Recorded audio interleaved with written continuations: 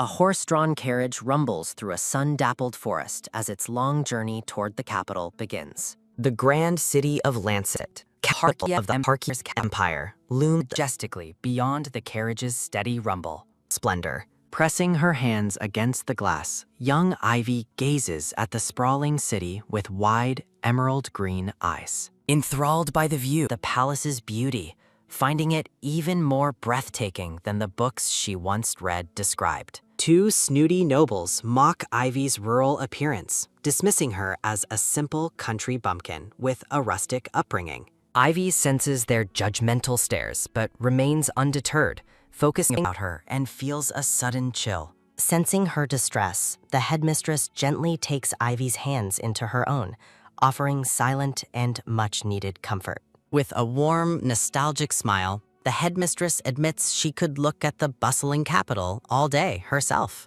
Ivy asks if she shares her excitement, and the headmistress admits the capital still feels new and fascinating. Just as fascinating. As they pass a bustling market, mistress points out the overflowing fruit stalls in the vibrant city market. Seen before. The young girl is startled when an air breaks the moment, remarking that Ivy must be from the furthest reaches of the countryside. The brown-haired man loftily tells the child to look her fill, assuming she will never see the palace again. With a proud shrug, the headmistress reveals the shocking truth that Ivy will be living in the palace permanently. A sudden gasp erupts from the man as shock as in total disbelief beam with a sense of quiet triumph. He scoffs that she must have been tricked by a swindler promising maid work, but the headmistress merely laughs. Ivy holds her clothes with a look of quiet face illuminated by a gentle light as she prepares for her new life. The man stammers in total as the mention of the academy sends a ripple of surprise through the carriage.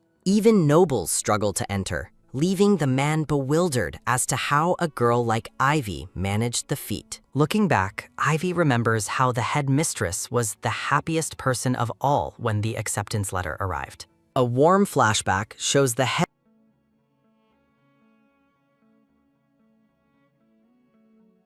The girl knows she never could have applied to the academy without the headmistress's unwavering support and guidance. The scene shifts to a rainy night at a roadside inn where the headmistress pays for a single room. Silent crash sounding from the back. A harsh scream echoes through the flashback as a red-haired woman calls young Ivy a completely useless thing. The abusive woman looms over the cowering child, demanding. Trembling with fear, young Ivy begs for mercy as the woman continues her heartless verbal abandoned in the cold. A sharp clatter sounds as sudden, sharp top sounding as the headmistress intervenes, shielding the terrified child. Looking down in horror, the headmistress notes that the poor child is nothing but skin and bones. She furiously confronts the red-haired woman for neglecting and starving a mere 5-year-old child under her care. The red-haired woman crosses her arms and sneers, challenging the stranger for interfering in business that isn't hers. Without hesitation, the headmistress asks if she can simply take the child away from this miserable place. Greedy interest glints in the woman's eyes as she refuses to hand over her investment without a price. The woman begins a cold calculation, claiming she has spent far too much raising the girl to let her go. An audible gasp escapes the headmistress when the woman demands an astronomical 10,000 gold for the child. Ivy tries to hide her pain, but the headmistress notices a small, heartbreaking scar on her cheek and hand. Looking at the scars on the girl's face, the headmistress's resolve hardens. She will take Ivy no matter what. The headmistress pulls the girl close, whispering a soft promise that everything will be all right from this moment on. Young Ivy clings to her savior in the moonlight, finally feeling the warmth and safety of a true guardian. Ivy explains how she came to live at the shelter, working hard to earn her education instead of tuition. A cheerful Ivy runs through the halls, her long blonde hair trailing behind as she greets the day with energy. Nearby, a group of hungry children begin to bicker over the meager portions of food available. Two hungry orphans squabble over a single potato, highlighting the shelter's desperate need for more food and resources. Ivy approaches a dejected to the girl, a selfless act of sharing that touches Ivy's heart deeply. Ivy smiles warmly, moved by the children's kindness toward one another, despite their own difficult circumstances. A quiet patter of footsteps follows as Ivy walks away, deciding to endure her hunger to help the headmistress. A recruitment poster for the Imperial Gifted Academy catches her eye, promising a life-changing opportunity for those who qualify. Her eyes widen as she realizes the academy provides full food, clothing, and its students. Sparkling with newfound determination, Ivy realizes this is the path to helping the headmistress's heavy financial burden. Ivy excitedly tells a librarian that she intends to apply so she can earn enough money to help the shelter. Returning home, Ivy lightheartedly taps the headmistress on the shoulder to get her attention for big news. With eyes shining like stars, Ivy proudly presents her official acceptance letter to the astonished and joyful headmistress. Ivy prays in secret, desperately asking her parents to help her pass the daunting entrance exam. Thinking of her parents always makes her throat tighten, yet her desire for the academy brings them to mind. Looking out at the night sky, the blonde girl whispers a heartfelt wish to meet her parents someday. The carriage finally stops as the lively atmosphere outside confirms they have arrived at the academy's grand entrance. Ivy and the headmistress are overwhelmed, feeling as though the entire empire has gathered in one crowded place. The chatter of the massive crowd is suddenly interrupted by a loud request for everyone's immediate attention. An official announces that applicants must proceed inside alone, barring all parents from entering the academy grounds. He sternly repeats the order, warning that any student who does not enter alone will be denied admission. Heartbroken cries fill the air as young children cling to their parents, terrified of the sudden, forced separation. The headmistress watches the tearful scenes with a heavy heart, realizing the emotional weight of this milestone.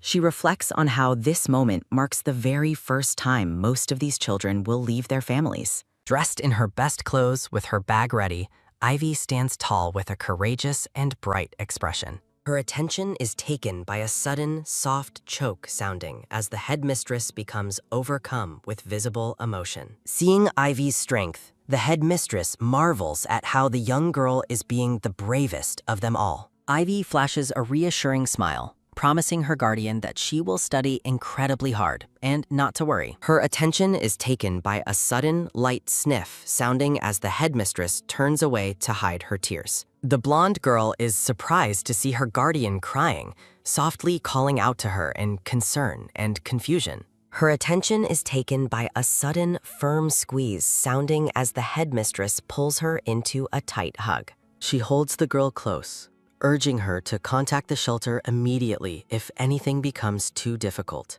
Ivy beams with pure happiness within the warm embrace, cheerfully confirming she understands her guardian's loving instructions. A final announcement echoes across the grounds, warning that the academy gates will be closing in just moments. Ivy begins her walk toward the gate, leaving the headmistress behind to watch her small figure with pride. The brown-haired woman offers a silent, desperate prayer for the girl's success and safety in her new life. Running toward the entrance, Ivy looks back one last time as the headmistress wishes for her well-being. With a radiant smile and a vigorous wave, the blonde girl says her final goodbye before entering the academy. As more children arrive, a narrator begins to explain the deeper history behind the prestigious institution's long-awaited reopening. The Prime Minister observes the noisy crowd, delighting in the lively atmosphere that the children have finally returned. Other applicants whisper in curiosity about Ivy,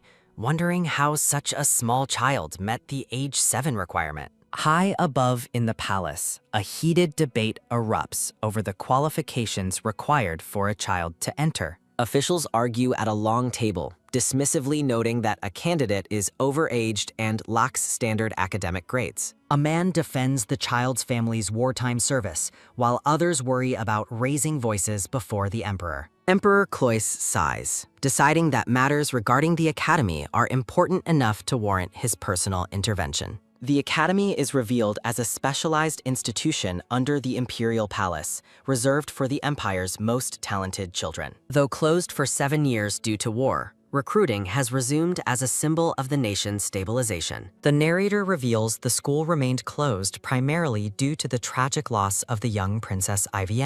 A somber painting depicts the Empress and her newborn, who were tragically killed during the chaos of succession. The Emperor deeply mourned the daughter he never saw, leaving behind only her name as a painful memory. Watching other children from afar, the Emperor's grief led some nobles to harbor ambitious plans for the throne. Shadows of scheming officials loom, plotting how to use the Emperor's grief to further their own political power. It was only this year that the Emperor finally granted official permission for the Academy to resume operations. During the meeting, her attention is taken by a sudden soft thud sounding as a paper falls. The Emperor's hand, marked by a dark scar, trembles slightly as a silent tension fills the ornate room.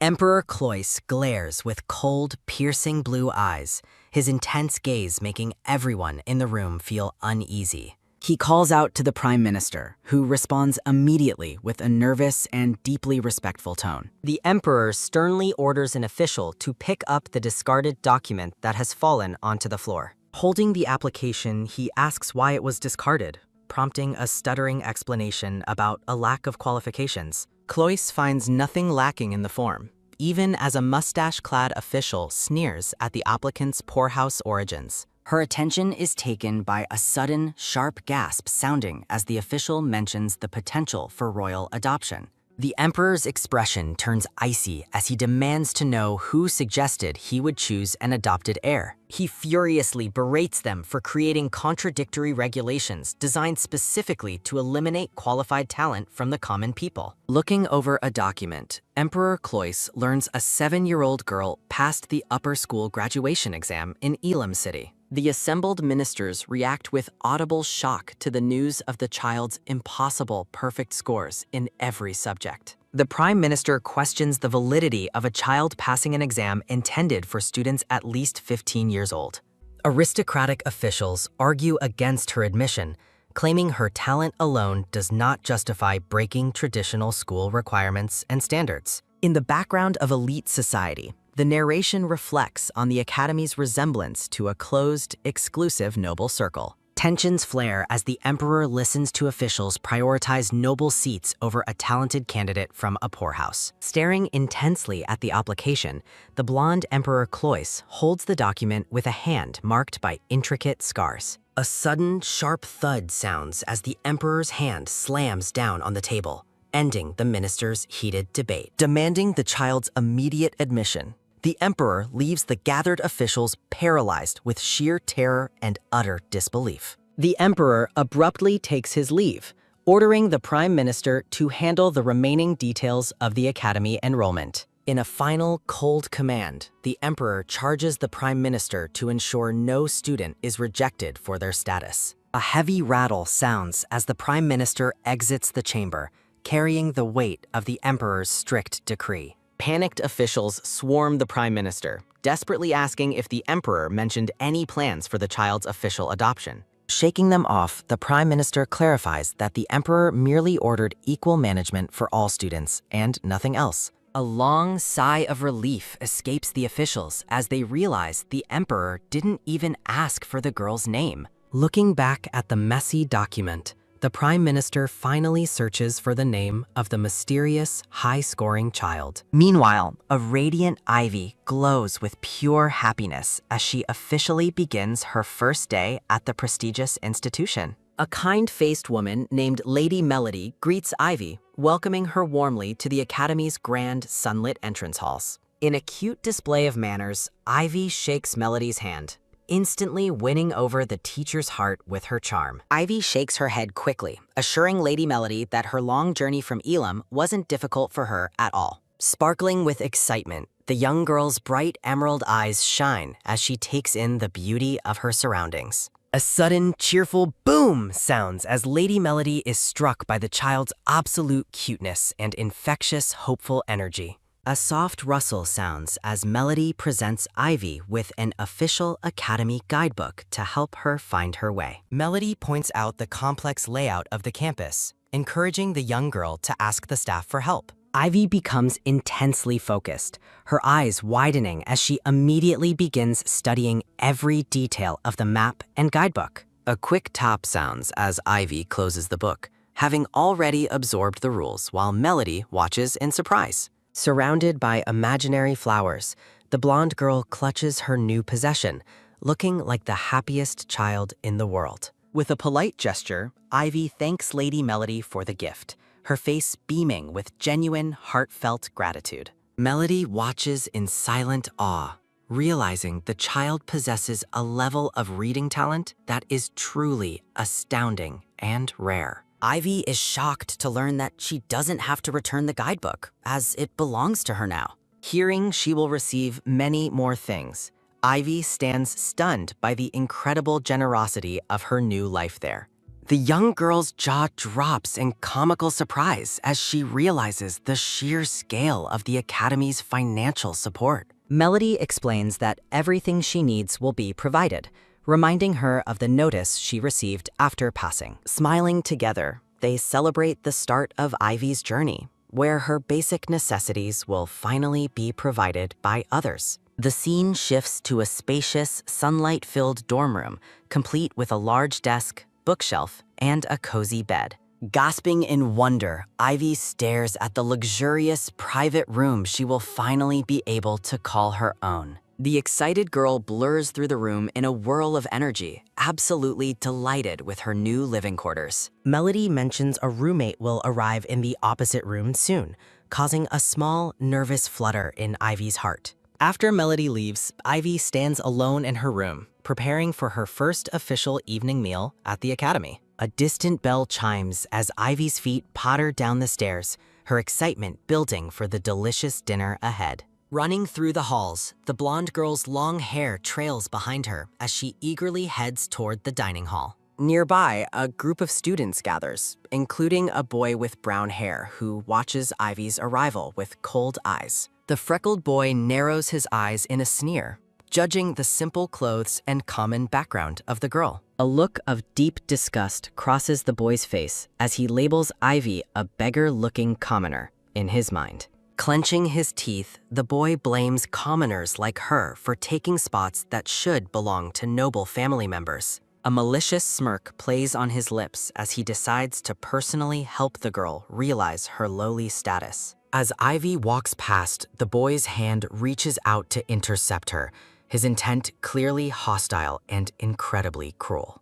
A sudden whack sounds as the boy shoves Ivy, shouting that she doesn't belong in such a grand place. Falling backward, Ivy's vision blurs while a sharp "ah" escapes her lips in a moment of sudden, painful shock. A confused "huh" escapes the bully as he suddenly finds himself on the floor, staring up at a tall stranger. Ivy blinks in a daze, wondering what just happened after the sudden collision and intervention. Her face flushes bright red as she stammers, completely overwhelmed by the presence of her mysterious savior. A striking boy with deep blue eyes and black hair gazes down with a calm, stoic expression. As the black-haired boy stands protectively, Ivy looks up at him with wide, curious eyes. Mesmerized by his jewel-like eyes, Ivy thinks they look exactly like the precious jewels she once saw in books. Staring intensely, the young girl, as if the beauty of his eyes is pulling her into a world of its own.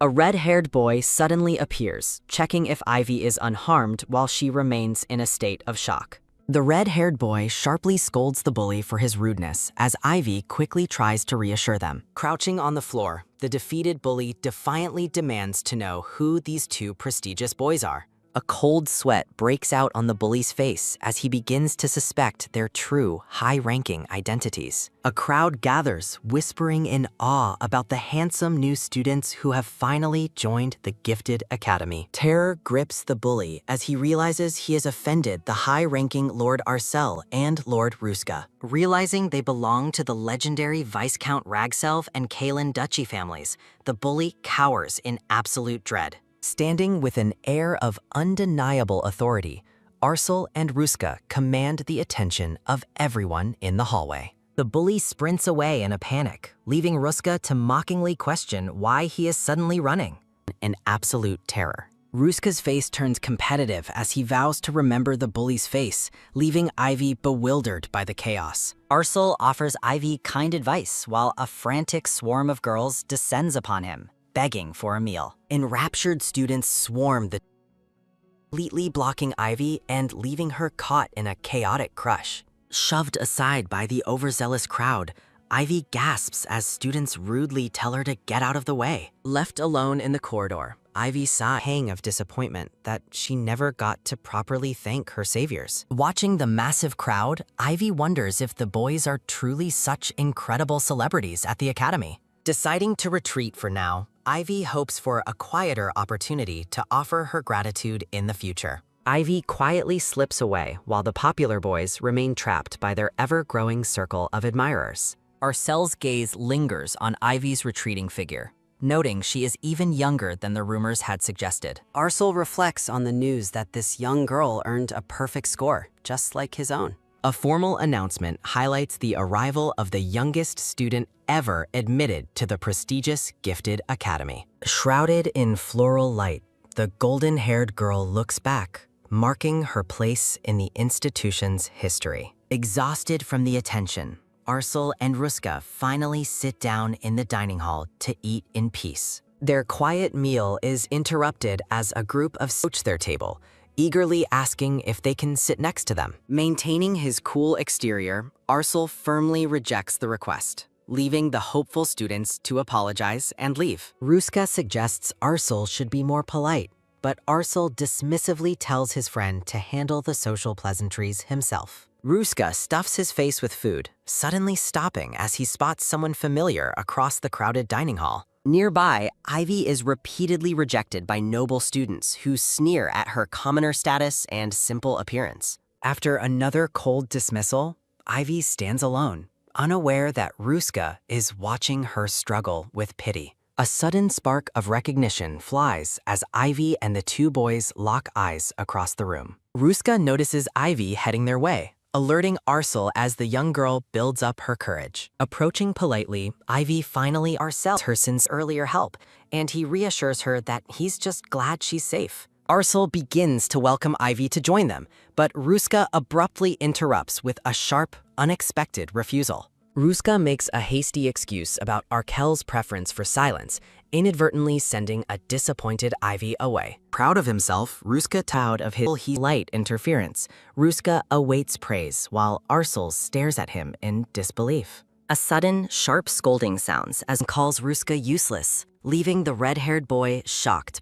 Friend's sudden coldness. Ruska reacts with shock and frustration, unable to understand why Arcel is suddenly so angry with him. Feeling unwelcome in the cafeteria, Ivy decides to grab a sandwich and eat alone in the academy gardens. Walking through the sun-drenched grounds, she heads toward a beautiful area she spotted earlier from her room. Stunned by a sudden, sweet floral scent, Ivy wonders if a hidden flower bed is nearby. Recalling her map, she realizes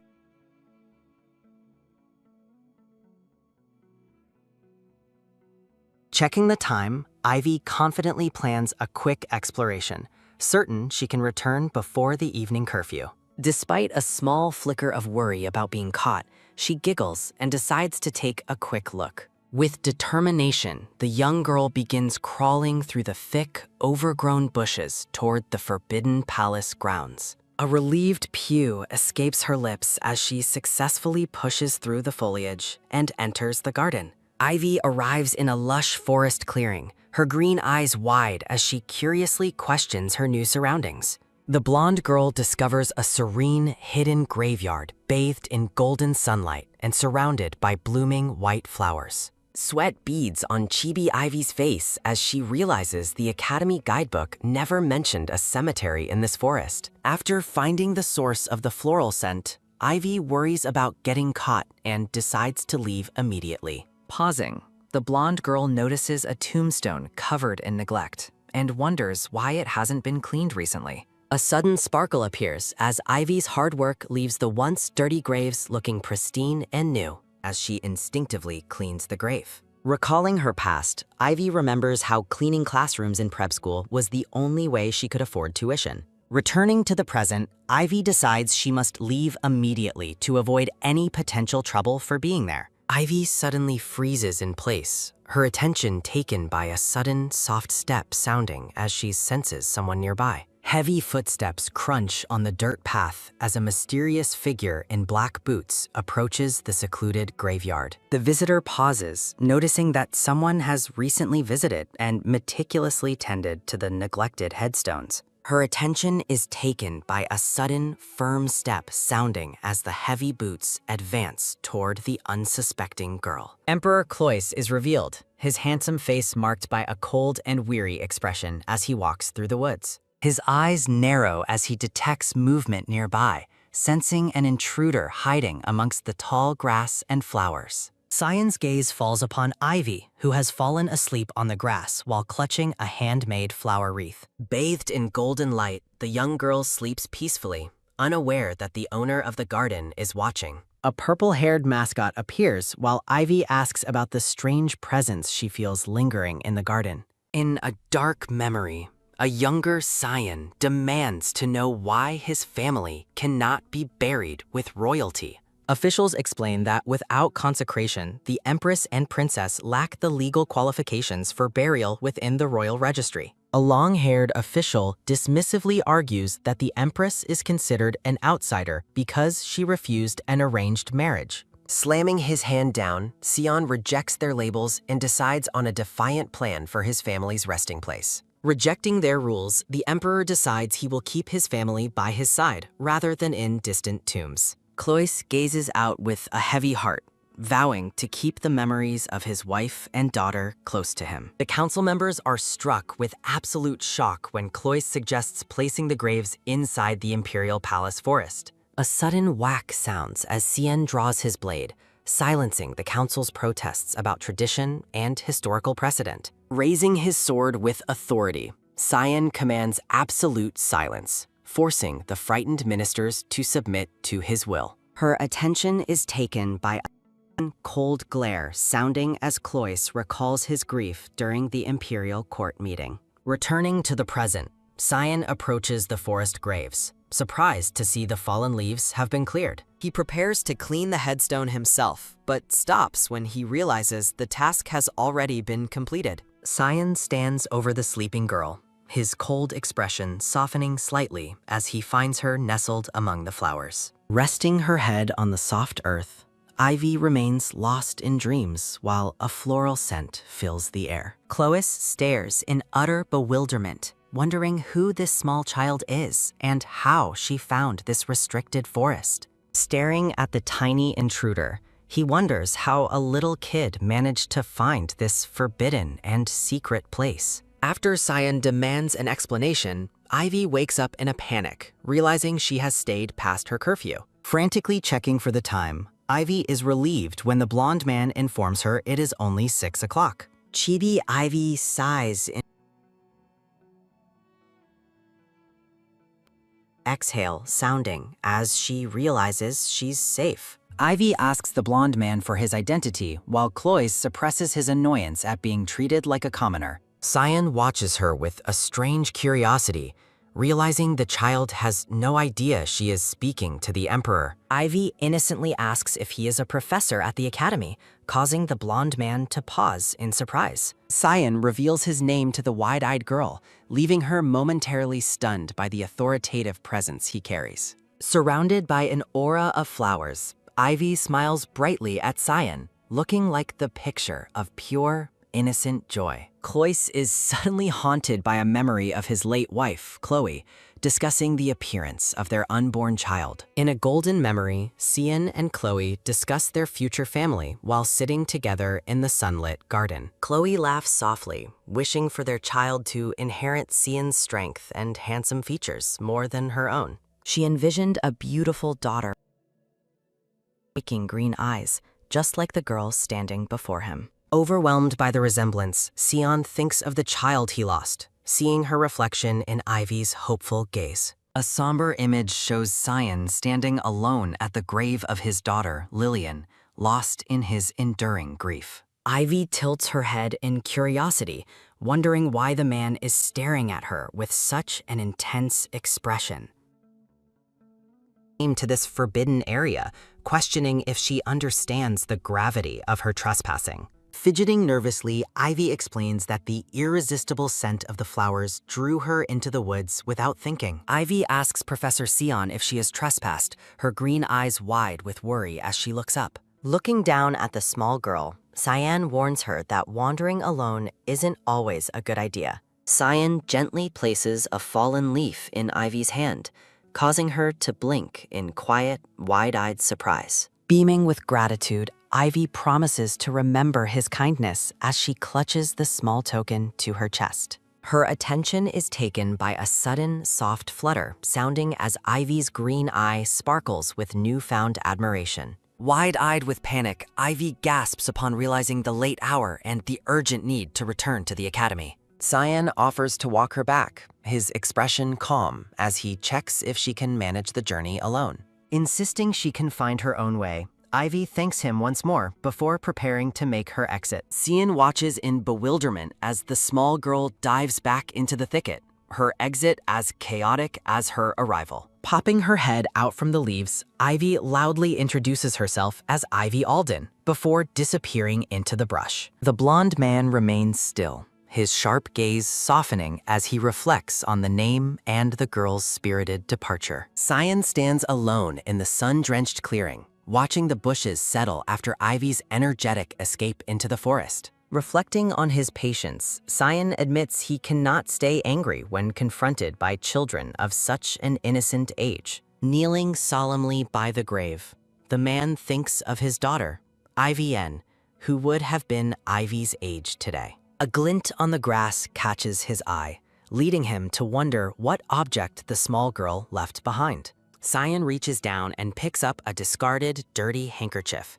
his fingers tracing the fabric left in the clearing. Her attention is taken by a sudden, sharp huff, sounding as a maid tells Chibi Ivy to arrive earlier tomorrow. Climbing the stairs with a sigh of relief, Ivy feels lucky to have avoided a scolding for her tardiness. The blonde girl stops abruptly, her attention taken by a sudden, sharp gasp sounding as she realizes something is wrong.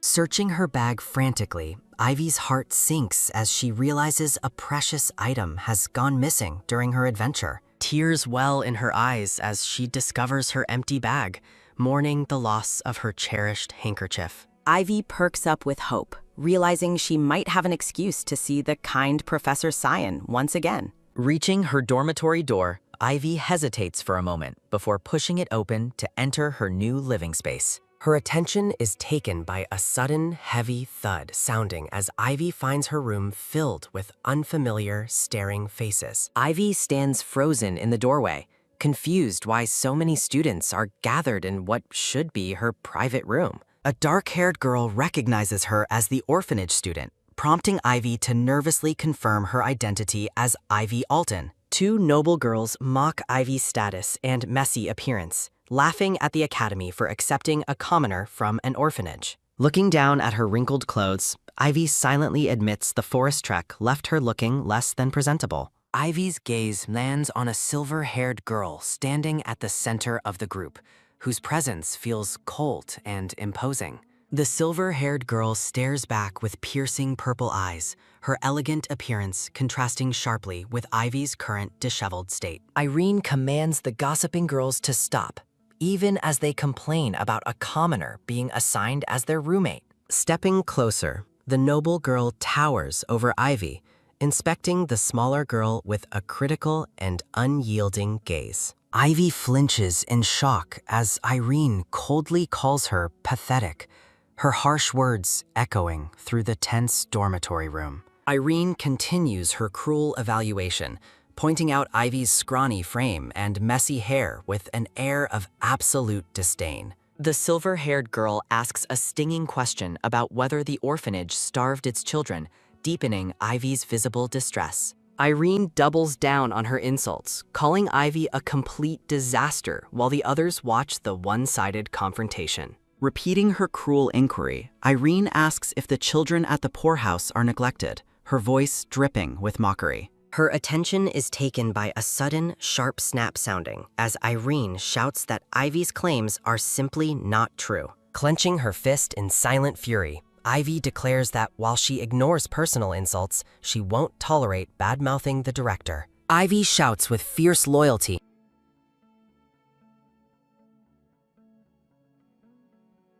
A heavy silence falls over the room as the noble girls stare at Ivy, stunned by her sudden, passionate outburst. The girls react with indignation, demanding to know who Ivy thinks she is to scream at them in such a manner. Angered by the commoner's lack of decency, they demand that Ivy apologize to Lady Irene immediately for her outburst. With a simple, silent gesture, Irene stops her followers, her expression remaining chillingly calm as she steps forward. Irene gazes down at Ivy with an unreadable expression, her purple eyes flickering with a moment of intense scrutiny. Shifting their tone to a mock politeness, the girls offer to show the way as they prepare to leave. The group sweeps out of the room, loudly discussing the Academy's vast cafeterias while leaving a bewildered Ivy behind. Her attention is taken by a sudden.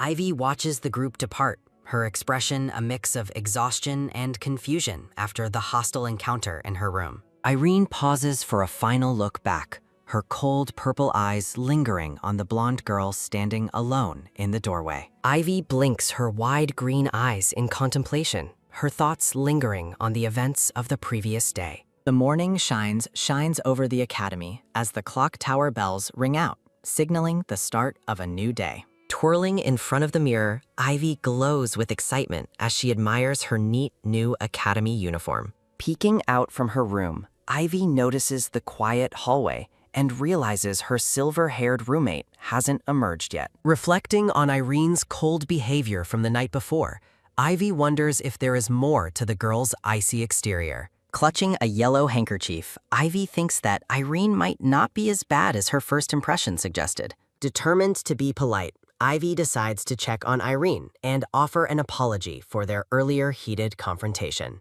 Ivy prepares to knock, but a sudden, loud thud against the door startles the young girl into wide-eyed shock. Opening the door with a curious smile, Ivy finds herself face-to-face with two unfamiliar students waiting in the hall. The two noble girls react with immediate annoyance, looking down at Ivy and questioning why she is still there. Ignoring Ivy's attempts to explain, the pair continues to mock her, their judgmental expressions casting her in a pathetic light. With a haughty sniff, the orange-haired girl warns Ivy that a commoner has no business speaking to Lady Irene. Cruelly dismissing her, the girls order Ivy to get lost while claiming they will be the ones attending to Irene. A sharp click sounds as the door is unceremoniously shut, leaving a stunned Ivy standing alone in the grand hallway. Looking back at the closed door, Ivy realizes with a pang of loneliness that Irene already has plenty of friends. Despite the cold rejection,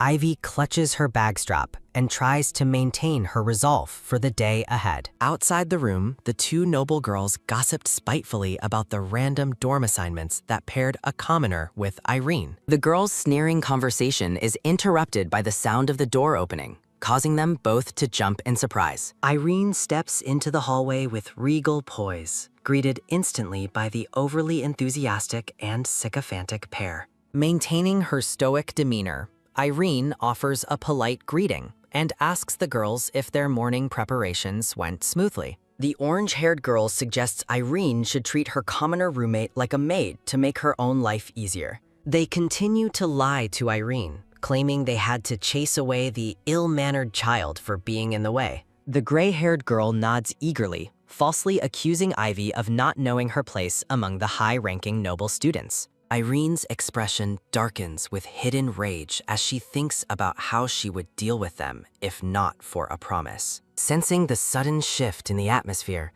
the gray-haired girl asks Irene to repeat her whispered, menacing comment. Ignoring the question, Irene turns away coldly and commands the group to begin heading down to the main hall. Shaking with visible fear, The two noble girls wonder if they have unknowingly offended the intimidating silver-haired lady. The scene shifts to the academy grounds, where the morning roll call begins, announcing names of the arriving students. Ivy watches as a teacher informs the gathered class that they will soon begin their tour of the Imperial Palace. Walking among her peers, Ivy overhears the other girls excitedly discussing their nerves and the presence of the boys. A rhythmic tap of footsteps follows Ivy as she notices several students staring and whispering as she passes by. Ivy's eyes widen in realization as she hears the surrounding girls gossiping about her involvement in yesterday's forest rumors. Feeling the weight of dozens of judgmental eyes, Ivy stands small in the courtyard, sensing the hostile atmosphere around her. A friendly girl with brown pigtails and purple eyes introduces herself as Lamora Yahello, breaking Ivy's moment of isolation. Leaning in with a warm and bright smile, Lamora asks Ivy if she would mind if they walk together. Ivy is overjoyed at the prospect of a friend, but her excitement wavers when Lamora mentions her orphanage background. Lamora quickly reassures her, explaining that she is also from a commoner background and understands Ivy's difficult position. Pointing to herself, Lamora hides her origins, leaving Ivy looking on in total awe. Ivy expresses her deep relief at finding a kindred spirit, though Lamora's expression shifts into a playfully suspicious grin. Lamora tells Ivy there is one specific burning question she has been waiting to ask her since they met. Leaning in close, Lamora asks if Ivy was actually secretly adopted by a powerful and wealthy noble family. She continues her interrogation, wondering if Ivy is perhaps the hidden illegitimate child of a high-ranking imperial official. When Ivy looks bewildered, Lamora playfully accuses her of playing innocent while claiming she already knows the truth. Lamora leans in with intense curiosity, demanding to know the secret of how Ivy managed to pull off such a feat. Ivy frantically denies the claims, explaining she has never even met the Emperor or been to the capital before. Lamora looks skeptical, her gaze lingering on Ivy as she insists that the rumors she heard were very specific. A sudden, loud scream of "Kya!" erupts as two handsome boys, Arsel and Luska, walk through the crowded courtyard. Surrounded by a growing swarm of admirers, the two popular boys draw everyone's attention away from the girls' conversation. Lamora explains that Arsel and Luska are the elite candidates expected to be adopted as the Emperor's own sons. She details Arsel's academic brilliance and Luska's legendary physical prowess, marking them as the future stars of the Empire. Lamora explains the Terran's family's wealth, while students dream of securing a prestigious political marriage for themselves. Lamora assures Ivy that the famous boys are kind, claiming she has already befriended them several times before. Ivy excitedly notices the popular students approaching, causing Lamora to look toward them with visible surprise and shock. Her attention is taken by a sudden, heavy step sounding as the black-haired Arsel walks past, greeted by Ivy. Lamora panics internally over Ivy's social audacity, while the blonde girl offers a cheerful greeting to the stoic boy. Ivy warmly compliments Arsel's appearance, prompting the typically distant black-haired student to offer a rare, polite verbal response. Her attention is taken by a sudden, light tap sounding as Arsel promises Ivy a more formal greeting later. Lamora's eyes sparkle with frantic desperation as she begs Ivy to introduce her to the high-status black-haired student.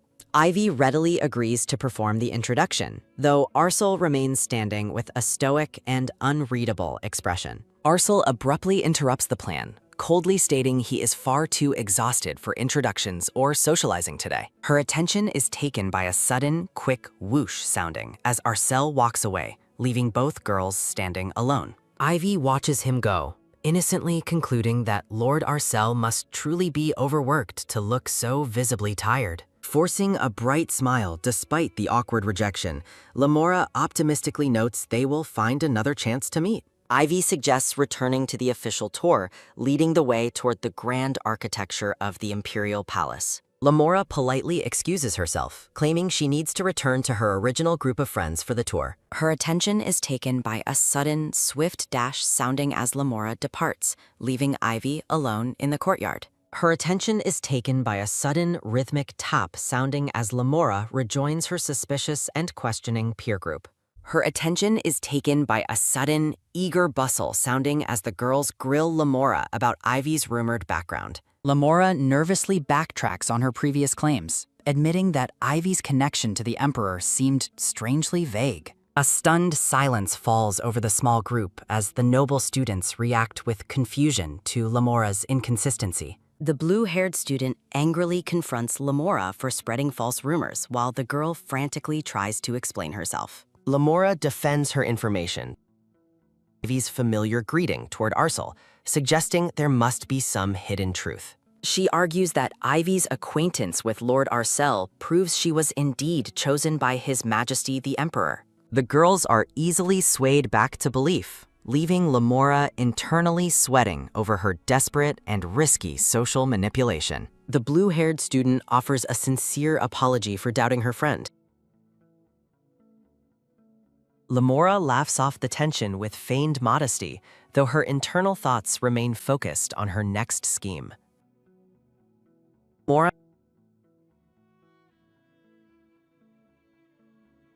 A determined and calculating glint appears in Lamora's eyes as she fixates on exposing the blonde girl's secrets. The tour guide showcases the magnificent Imperial Palace, describing it as the largest and most grand complex on the continent. Her attention is taken by a selective whoa sounding as the students marvel at the breathtaking scale of the palace. Her attention is taken by a sudden, intense stare sounding as Ivy notices mysterious dark marks marring the stone walls.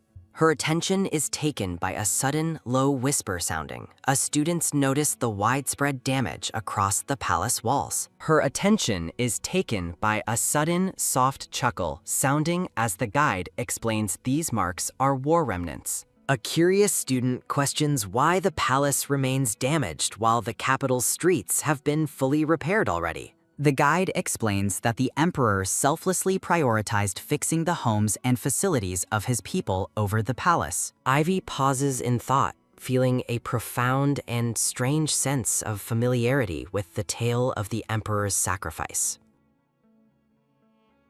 The orphanage director explaining how Imperial funds ensured they would have food for winter. Gazing up, Ivy realizes her home would have been forgotten if not for the Emperor's direct and kind intervention. Her attention is taken by a sudden, hopeful tug sounding as Ivy spots a familiar figure in the distance. Overwhelmed with joy and sudden recognition, Ivy's eyes sparkle as she identifies the person standing across the grounds. Her attention is taken by a sudden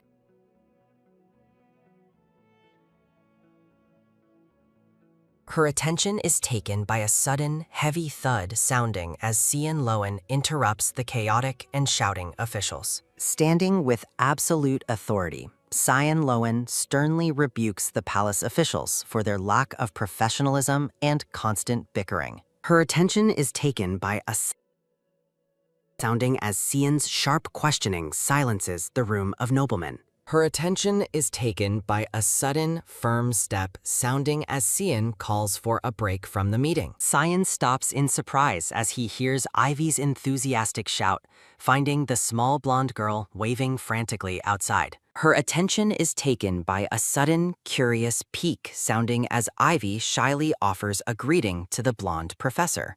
Her attention is taken by a sudden, happy peek sounding as Ivy beams with pure delight at seeing Cian.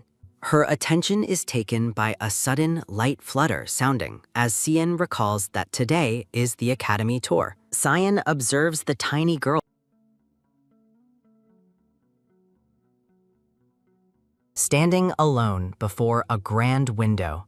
The blonde-haired emperor reflects deeply on a lingering, uncertain possibility. Radiant with joy, the blonde-haired Ivy smiles brightly as she anticipates the wonders of the upcoming palace tour. The blonde-haired man walks alongside the small girl, gently guiding her through the Academy's elegant, sunlit grounds. Her attention is taken by a sudden low hum sounding as a mysterious magical mark glows upon his hand. Dressed in ornate imperial regalia, the blonde-haired emperor gestures regally, commanding the undivided attention of those around him. In a grand meeting hall, a confused nobleman questions why the emperor has suddenly stopped to stare out the window. Her attention is taken by a sudden, sharp gasp sounding as the emperor offers a visibly awkward excuse about an insect. A frantic maid promises a high-ranking noble that the palace will be cleaned immediately to remove any unwanted pests. The nobility watches in stunned silence as the emperor continues his strange behavior,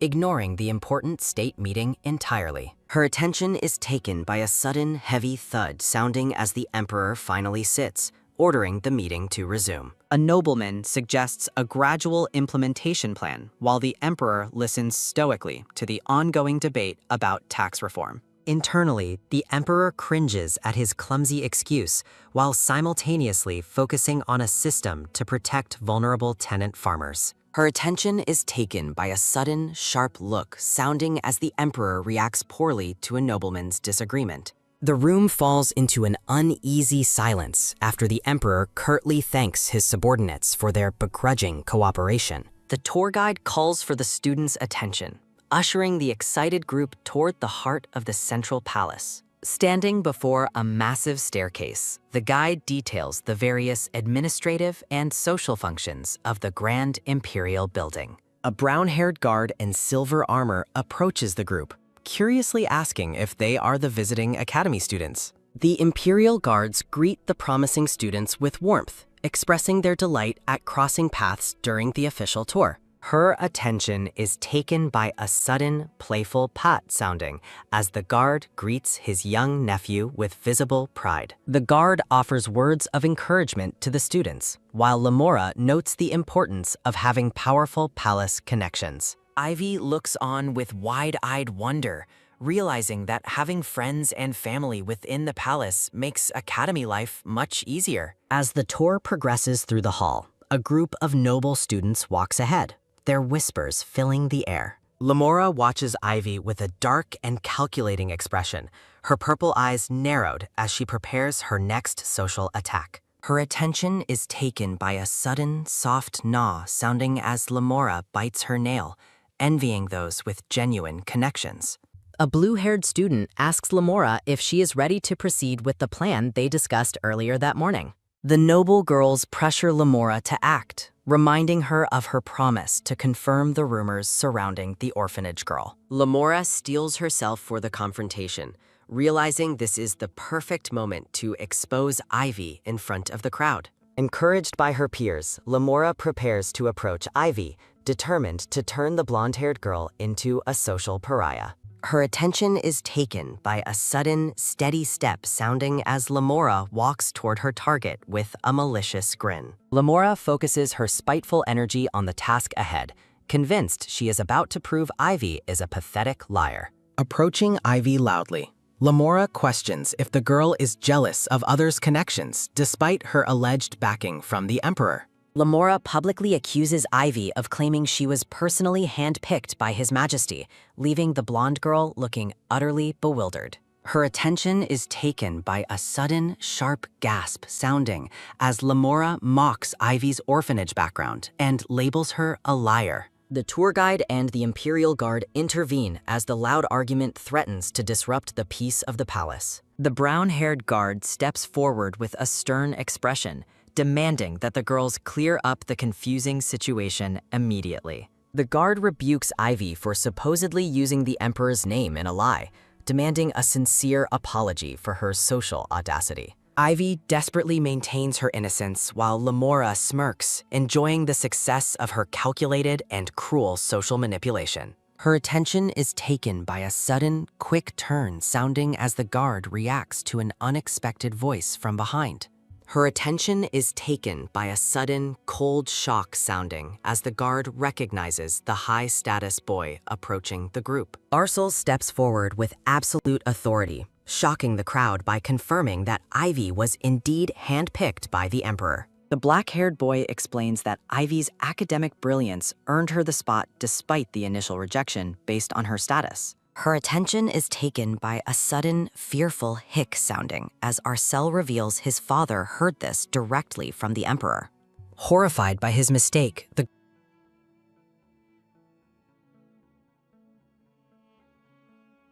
her attention is taken by a sudden, hurried dash sounding as the guard flees while students whisper about Ivy's genius. Lamora stands in frozen shock, realizing the rumors she tried to weaponize against Ivy were actually the absolute truth. Her attention is taken by a sudden cold sweat sounding as Lamora realizes the magnitude of her failed social gamble. Turning his cold gaze toward Lamora, Arsel asks her why she went out of her way to cause such trouble. Arsel stares down the trembling girl, his intense blue eyes filled with silent judgment and a demand for an explanation. Her attention is taken by a sudden, heavy dread, sounding as Lamora shrinks under the weight of Arsel's crushing social authority. Stuttering and terrified, Lamora tries to find an excuse while her friends watch her fall from grace in stunned silence. Lamora's frustration boils over as her friends feign ignorance after encouraging her failed social attack against Ivy. Looking visibly shaken, Lamora offers a weak excuse for her behavior,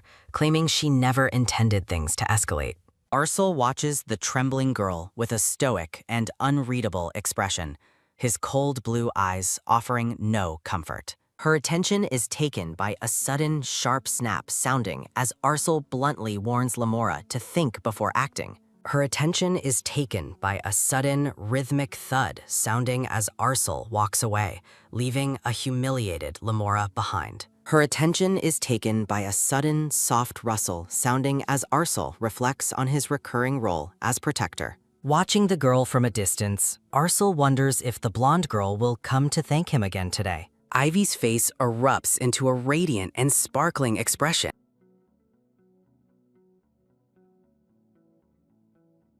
Her attention is taken by a sudden, rapid thump, sounding as Ivy's heart swells with pride over the Emperor's favor. Relieved that her status is secure, Ivy celebrates the fact that she won't be expelled for unintentional disrespect.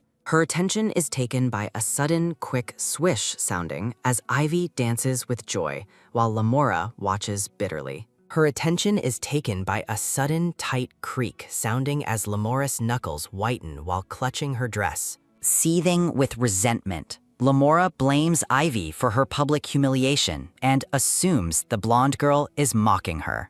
A dark and vengeful shadow.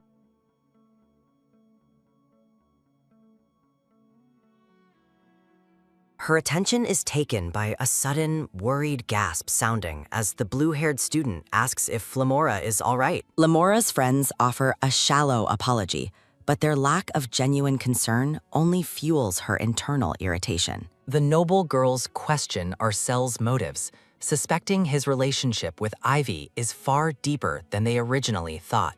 Her attention is taken by a sudden, mean snicker, sounding as the girls mock Ivy's status as a lowly orphan. Her attention is taken by a sudden, sinister hiss, sounding as Lamora begins to form a new, malicious plan. Gathering in the shadows, the group of noble girls plots their next move to isolate and destroy Ivy's reputation. In a series of comedic moments, Arsel dodges fans, while Ivy's adorable expressions leave him wondering if she likes him. The tour guide gathers the students, announcing that their final stop will be the historic Imperial Palace History Hall. Ivy listens eagerly as the guide grants the students permission to explore the Grand History Hall at their leisure. Exhausted from the long day, many students choose to rest on ornate chairs rather than study the imperial exhibits. The noble girls discuss seeing the Ivy's curiosity is piqued at the mention of the Emperor's likeness, her green eyes widening with sincere interest. Her attention is taken by a sudden, mocking giggle sounding as the girls lead Ivy toward their hidden trap. Filled with gratitude, Ivy views the Emperor as her true savior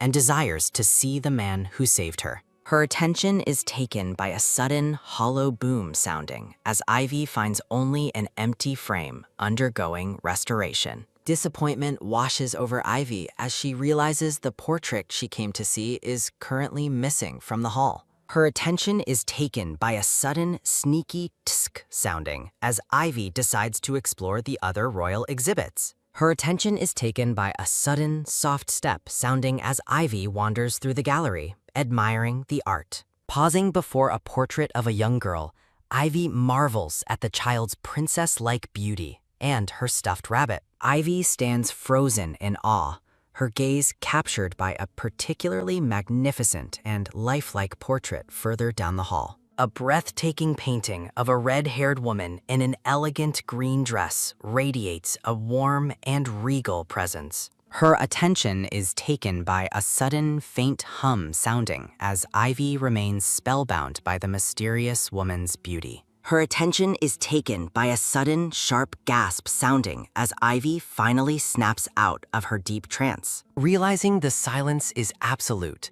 Ivy looks around in confusion, noticing the hall has become completely deserted. Her attention is taken by a sudden, sharp click sounding as Ivy discovers the heavy exit door is locked. Her attention is taken by a sudden, rhythmic clatter sounding as Ivy frantically rattles the handle to no avail.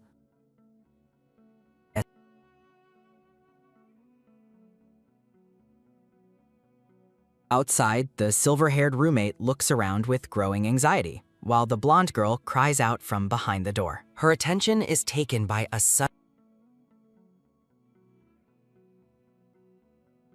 The guide prepares to lead the group back to the dorms, unaware that one student is missing. Stepping forward with urgency, the silver-haired girl informs the teacher that Ivy is nowhere to be found. The roommate provides a detailed description of Ivy, emphasizing her small stature, pale blonde hair, and green eyes. Her attention is taken by a sudden, nervous gulp sounding as the guide realizes the gravity of the disappearance. The guide explains that the palace will soon be restricted, making Ivy's absence a critical and dangerous matter. An elderly man with a cane arrives, his stern presence immediately commanding the attention of the panicked group. Her attention is taken by a sudden, thunderous roar sounding as the Minister of State rebukes the guide's negligence. The Minister of State questions the brown-haired guide about the missing girl's roommate, learning that Ivy had been wandering alone. Stunned by the news, the minister is horrified to realize that no one has any knowledge of the young girl's current location.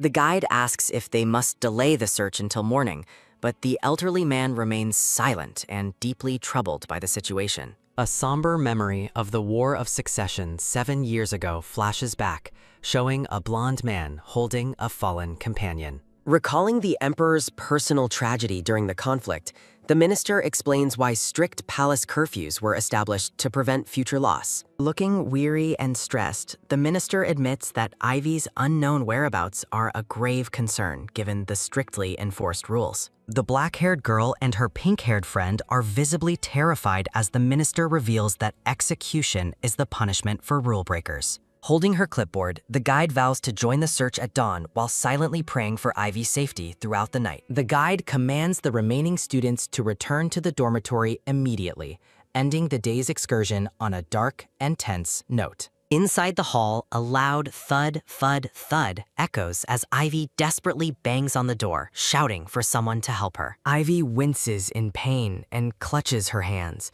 realizing with growing dread that the palace doors have been barred for the night. Taking a deep breath, Ivy tries to remain calm and hopes the guide will realize her absence and return to rescue her. Panic flares in Ivy's green eyes as she notices several portraits in the dark hall suddenly glowing with eerie, staring eyes. Frightened by the terrifying shroud cast over the dark paintings, Ivy backs away, her heart racing as the shadows deepen around her. Tap, tap, tap sound her footsteps as Ivy runs toward a sliver of moonlight, hoping to find safety away from the shadows. Finding a patch of light on the floor, Ivy stops to catch her breath and decides it is best to wait there. Ivy huddles on the floor with a soft plop, resolving to stay brave as long as she avoids looking at the portraits. Her attention is caught by something unexpected, causing her to gasp in surprise as she looks up toward the wall. Ivy is mesmerized by a grand portrait of a beautiful woman with red hair, finding her face comforting rather than frightening. Huddling against her knees with a small sigh, Ivy tries to rest, feeling certain that her teachers will eventually come for her. Shivering in the massive, drafty hall, Ivy whispers about the biting cold while sitting alone beneath the gaze of the red-haired lady. In the dormitory, a red-haired boy asks the black-haired Arsel if he has heard the news regarding Ivy's disappearance before curfew.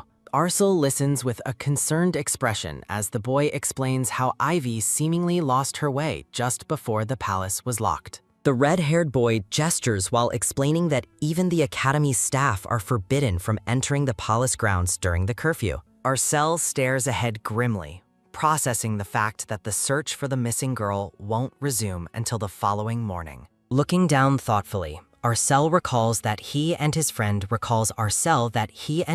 possess special imperial passes, sparking a daring plan in his mind. Determination flashes in Arsel's blue eyes as he decides to take action and find Ivy Alden himself, regardless of the risks. Moving through the dark, Arsel leads his nervous companion into the pitch-black palace, the sound of their soft footsteps echoing.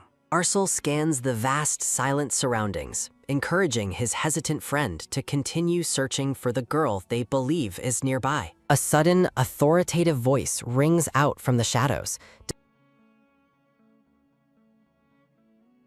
While his red-haired friend trembles in total panic, Arsel remains composed, deciding it is best to speak the truth to the guard. Stepping forward, Arsel identifies himself and Luska, explaining that their special passes should justify their presence within the palace. Arsel and Luska wait with bated breaths, wondering if the unseen man will accept their excuse for being out so late. The voice coldly retorts that the passes were never intended for such reckless use, leaving the boys paralyzed with sudden realization. Arsel's eyes widen as he recognizes the voice, looking up in shock at the tall, blonde man standing before him.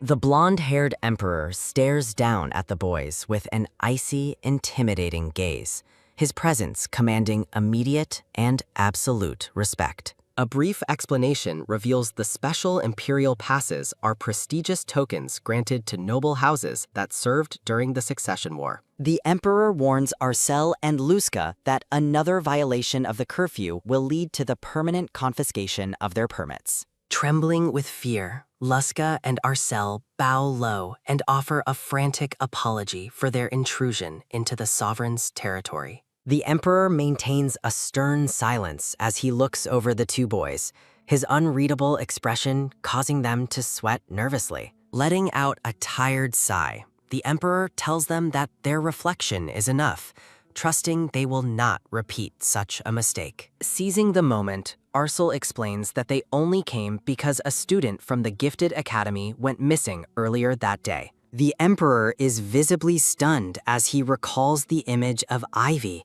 realizing that the small child is currently lost somewhere inside. Looking away thoughtfully, the emperor notes that searching the massive palace randomly is impossible and that there is a bigger problem. Outside, massive magic circles glow over the palace towers as security measures activate, leaving very few staff members available for duty. Despite Arsel's plea to continue the search, the emperor firmly orders the two boys to return to their dormitory at once. To the boys' shock, the emperor announces he will summon Serafina to find the girl, leaving Arsel and Luska completely speechless. Serafina is described as a legendary prodigy of the academy who never lost her top rank during her entire student career. Now serving as the head of the Gifted Academy, Serafina is renowned as the most powerful living mage in the entire empire. Arsel realizes the emperor intends to use high-level magic for the search, despite magic being strictly prohibited within the palace walls.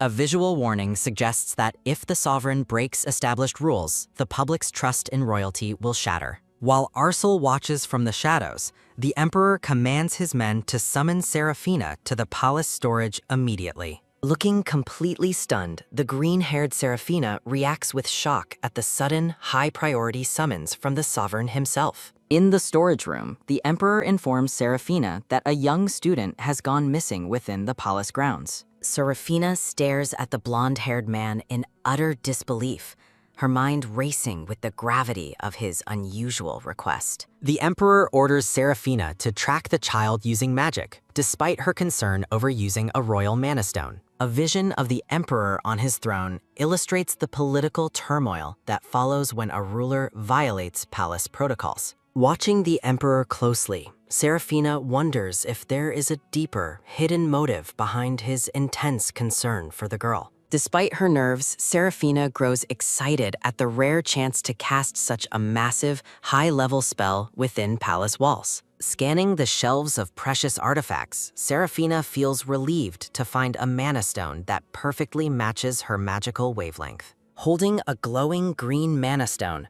Seraphina explains how magical disturbances in the palace often interrupt the flow of energy. Seraphina accidentally mentions that Lillian used to help her, immediately covering her mouth in a panic for misspeaking. A terrifying aura surrounds the Emperor as he glares at Seraphina, his eyes narrowing with a sharp, intimidating intensity. The Emperor warns Seraphina that her past closeness with his wife won't save her from the consequences of being dishonest. Shaking with fear, Seraphina begins to explain that the late Lillian possessed abilities that were considered very unusual. Recalling a moment of magical connection, Seraphina explains how Lillian's mere presence significantly increased her magical precision. Looking away thoughtfully, Seraphina wonders why she is only now realizing the significance of Lillian's unique influence on her magic. Beside a stone lion statue, Seraphina reveals Lillian wanted to hide her strange powers after being called a witch. Seraphina admits Lillian didn't fully grasp her own power, while the Emperor remains silent and deeply affected by the revelation. Sensing the tense atmosphere, Seraphina offers to return to the main palace and prepare for the search immediately. Tock, tock, tock sound her footsteps as Seraphina hurries away, feeling incredibly lucky to have escaped the Emperor's wrath. Hoo, ooh, ooh sounds the wind as Ivy huddles on the floor, shivering from the biting cold in the gallery. Ivy tells herself the cold is easy to endure compared to her painful past life before the Gifted Academy. A memory of a large wooden inn flashes back as a harsh voice screams at the young girl to work. Tiny young Ivy stands trembling before a red-haired woman who cruelly orders her to clean the stables and manure. Customers at the inn point out that Ivy is too young for such labor, but the woman scoffs at them. Sounds Ivy's exertion as she struggles to lift a heavy shovel in a horse stall, fearing she'll lose dinner. Wah sounds Ivy's cry as she collapses under the weight of the shovel while trying to finish her chores. A creak sounds from the door as a filthy Ivy returns, only to be mocked for the smell of manure. A metallic clang rings out as the cruel woman throws a single potato at the floor for the starving child. Picking up the humble meal, Ivy recalls how moving to the orphanage felt like entering heaven by comparison. At the orphanage, Ivy enjoyed regular meals and the company of other children without being forced into grueling labor. Back in the present, Ivy smiles softly to herself, feeling that meeting the academy director was her greatest luck. Whack sounds the air as Ivy is suddenly startled by a strange movement in the dark hallway. Ivy's eyes widen as a faint, shimmering glow begins to illuminate the darkness surrounding her hiding spot. A magical whoosh sounds as glowing trails flow through the window, leaving Ivy wondering what strange phenomenon is occurring. Watching the golden light dance past the portraits, Ivy wonders if she is witnessing a ghost in the palace. Sailgum sounds the light's movement as Ivy watches the trails near her feet, her fear growing in the silent hall. Took sounds the trail as it settles, and Ivy finds herself compelled to follow the gentle, glowing ribbons of magic. The blonde girl looks ahead with curiosity, her initial terror fading into a sense of wonder as she watches the light. Whack sounds as Ivy turns her head, sensing something watching her from the shadows of the portrait hall. Looking up at the portrait of the red-haired lady,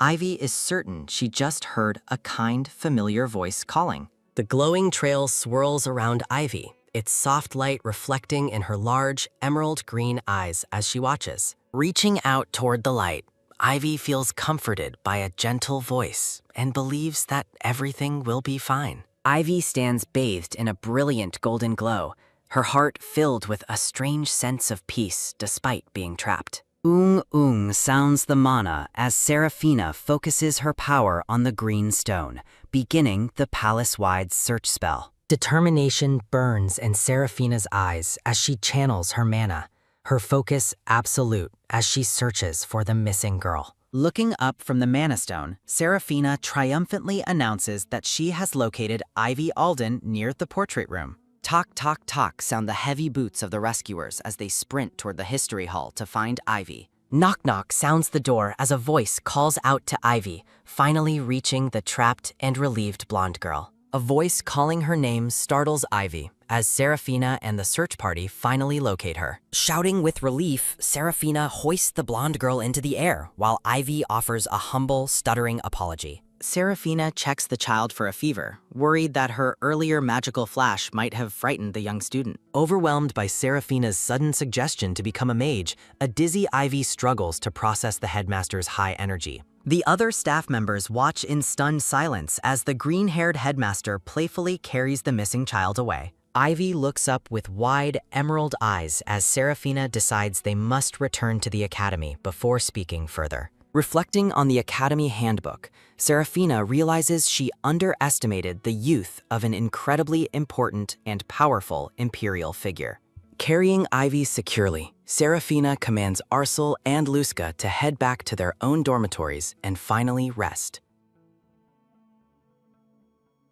Back, her expression turning uncharacteristically somber and deeply thoughtful. A beautiful portrait of the late Lillian is shown, her reddish-purple hair and kind eyes captured in an ornate frame. Standing alone, the blonde-haired emperor stares toward the portrait, his face clouded with a heavy, unspoken sense of longing. Who sounds the emperor's heavy sigh as he closes his eyes, clearly weighed down by memories of his wife. The scene returns to Seraphina, who maintains a serious expression as she carries the small girl through the palace. Seeing their friend safe at last, the red-haired Luska cries out in excitement while Arcel watches with quiet relief. Stepping forward, the black-haired Arcel asks the headmaster if Ivy is truly unharmed after her long ordeal alone. Seraphina credits the boys for Ivy's rescue today, leaving the blonde girls surprised that her classmates were so worried. Seraphina accidentally mentions the boys' near encounter with the Sovereign,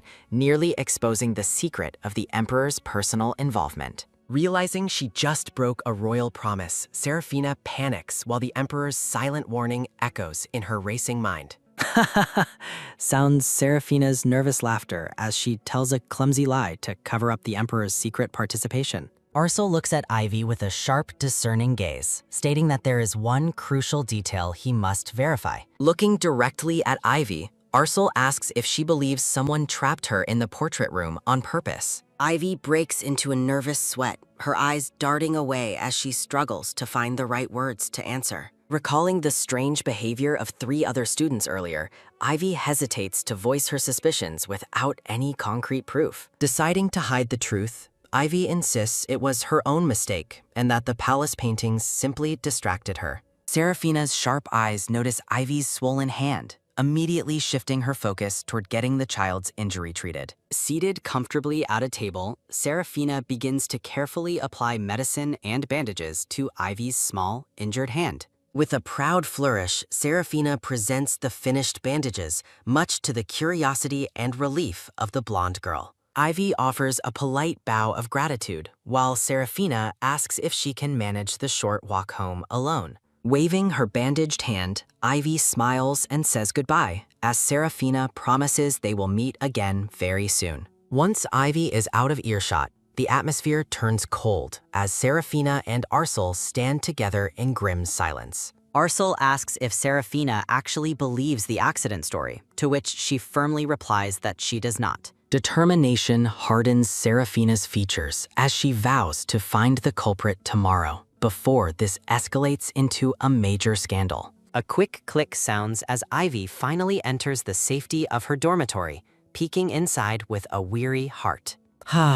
Sounds Ivy's relieved sigh as she reflects on the long day, looking forward to a bath and rest. A shimmering magical flash illuminates the room, revealing a plate of food that has appeared out of thin air. Ivy finds a fresh sandwich waiting for her, wondering if the kind headmaster provided her with a late-night meal. A portrait of a young girl with light blue hair and purple eyes smiles softly from within a floral border. The next morning, the sun rises over the grand, steeple-topped towers of the prestigious Gifted Academy.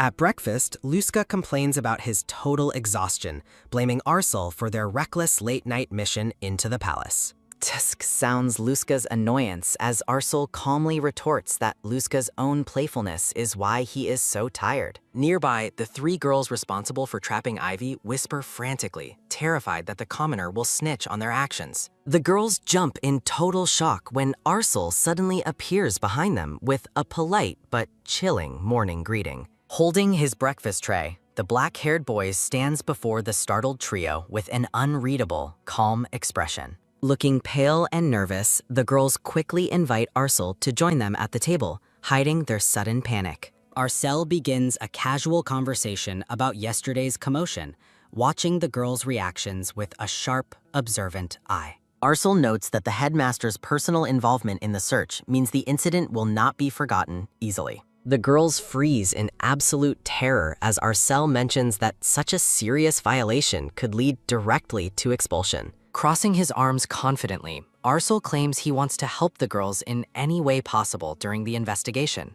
A heavy silence falls over the table as the guilty girls stare down at their food, unable to speak. Setting a clever trap, Arcel solemnly swears on his family name to protect them if they tell the truth. Arcel approaches the table with a pleasant greeting, while Luska watches and calls his friend a two-faced snake. Wah, sounds the reddish pink-haired girl's cry as she admits they were the ones who locked Ivy away. Huljuk sounds the dark-haired girl's weeping as she claims they were tricked into the plan by Lamora. Trembling with regret, the girl continues to sob, insisting they didn't really mean to trap Ivy in the room. The girls explain that Lamora only intended to scare Ivy for a moment and promised to release her quickly. Arcel lets out a heavy sigh as the girls confess they were too terrified to come forward earlier. Crying hysterically, the dark-haired girl begs Arcel to keep their confession a secret and not tell anyone else. Arcel reassures her, promising on his family's name that he will help and protect them from trouble. Arcel's eyes turn cold as he notes their lack of remorse and failure to properly apologize to Ivy. Swa sounds the tension as Arcel tells the group there is nothing more he can do for them. Jobok sounds their footsteps as Arcel and Luska walk away, leaving the sobbing girls behind in the hall. Luska asks if he has identified the culprit, and Arcel confirms it is indeed the girl he suspected. Luska wonders what Arcel plans to do next, causing the black-haired boy to stop in his tracks. Arcel looks back with a chilling gaze, stating that he will return the favor to the ringleader kindly. Nearby, the brown-haired Lamora laughs heartily while chatting with her friends, completely unaware of the looming consequences. Ha-ha sounds the group's laughter as Lamora and her friends enjoy tea and desserts at a table. Lamora is startled as Arcel suddenly calls her name, interrupting her joyful moment with her classmates. Hum-chit sounds Lamora's surprise as Arcel politely asks if they can speak privately for a few moments. Lamora's friends whisper amongst themselves, wondering if she and Arcel are secretly closer than they appear. Sujup sounds Lamora's blushing reaction as she flatteredly agrees to step outside and speak with Arcel. Once they are alone, Lamora eagerly asks what important matter he wanted to discuss with her. Arcel claims a staff member found something she lost and offers to take her to where it's being held. Lamora is completely love-struck as Arcel smiles and insists on taking responsibility to guide her properly. Geobuk sounds their movement as Arcel leads the unsuspecting Lamora down a long, quiet corridor. Lamora finds it embarrassing to have lost something and asks Arcel if he has ever experienced something similar. Arcel gives a cold, dismissive response, his face turned away as he continues to lead her forward. Lamora is confused by the oddly cold tone in Arcel's voice, briefly wondering if it's her imagination. Arcel announces their arrival at Arsul opens the door and tells Lamora to go on in, while she politely thanks him for the help. Kung sounds the heavy door as Arsul slams it shut, leaving Lamora alone in a dark, unfamiliar room. Panicking, Lamora bangs on the door and begs Arsul to open it, realizing she has been trapped. Humchit sounds Lamora's fear as she realizes her current situation is exactly like the one she created for Ivy. Arsul advises her through the door to honestly admit what she did wrong if she wants to be released. Lamora continues to lie, shouting that Ivy going missing has nothing to do with her as she begs for belief. Arsul states that she is lying to the very end as his footsteps begin to move away. Jeobok sounds Arcel's departure as he says goodbye, ignoring Lamora's desperate screams for him to wait. Jo Young sounds the silence as Lamora huddles on the floor, terrified of being trapped forever in the dark. The brown-haired girl shivers with intense fear, realizing she is all alone in the quiet, dark room. Standing in the center of the dark hall, Lamora whimpers about not wanting to be left by herself.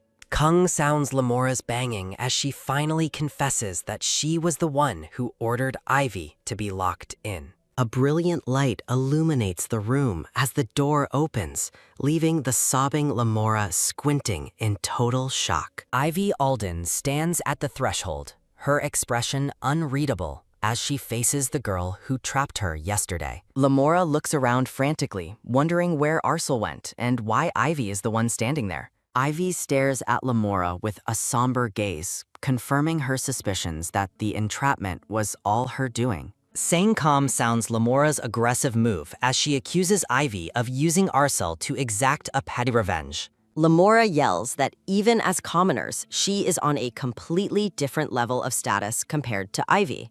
Huak sounds Lamora's rage as she prepares to strike Ivy, calling her an insolent girl for the confrontation. A firm hand suddenly catches Lamora's wrist, stopping her attack while she is ordered to let go. Humchit sounds Lamora's shock as she finds herself face-to-face with the stern expression of Headmistress Serafina. Headmistress Serafina looms over the terrified girl, her presence absolute as she finally intervenes in the cruel situation. Headmistress Serafina grips Lamora's arm, demanding an explanation for the confession she just overheard. Trembling, the brown-haired girl falls into a dazed silence as she realizes the weight of her earlier words. Lamora is startled by a presence, looking back to see Ivy standing silently in the doorway watching her. Tears well in Lamora's purple eyes as she admits she was driven by a momentary lapse of jealousy. Ivy watches stoically while the crying girl claims she only intended to play a small, harmless trick. Desperate for mercy, Lamora clutches Ivy's hands and swears she will never act so cruelly ever again. A heavy silence follows as Ivy gazes down at her hands,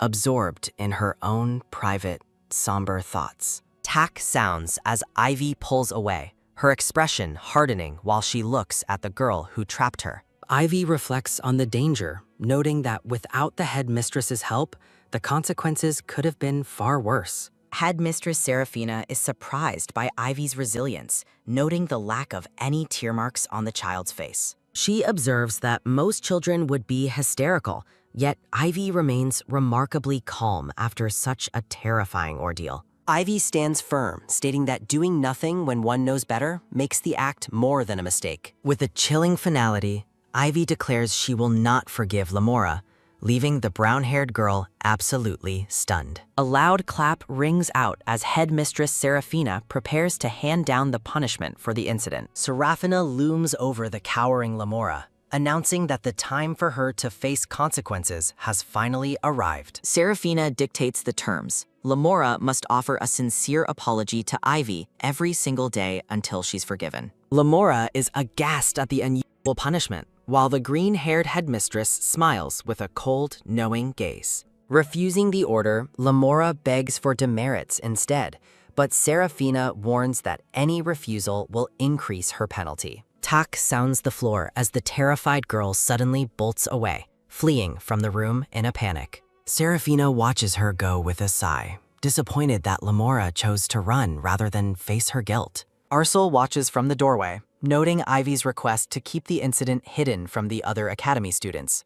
Turning to Arcel, Ivy confirms her desire for secrecy, her expression soft yet determined as they speak privately. Ivy stands alone, framed by white flowers, reflecting on her decisions and the complex situation with her peers. Back in the bustling dining hall, Ivy feels the weight of dozens of curious stares from her fellow students. Blushing under the attention, Ivy struggles with the uncomfortable whispers and seeks a way to escape the crowd. She decides to quickly gather her belongings and move to a quiet corner to eat in peace. As Ivy reaches for a sandwich, she is surprised by another hand, causing a sudden, awkward moment. Looking up, Ivy is shocked to find Lamora standing right beside her at the food basket. Ivy wonders if an apology is coming, but Lamora simply turns away with a cold and dismissive glare. Ivy watches the girl leave, her brow furrowed in confusion as the silent, tense encounter finally ends. Phew, sounds Ivy's sigh of relief as she realizes Lamora is still struggling to overcome her own pride. Feeling isolated by the persistent gazes, Ivy prepares to eat when an unexpected voice asks to join her. Ivy looks up with a start.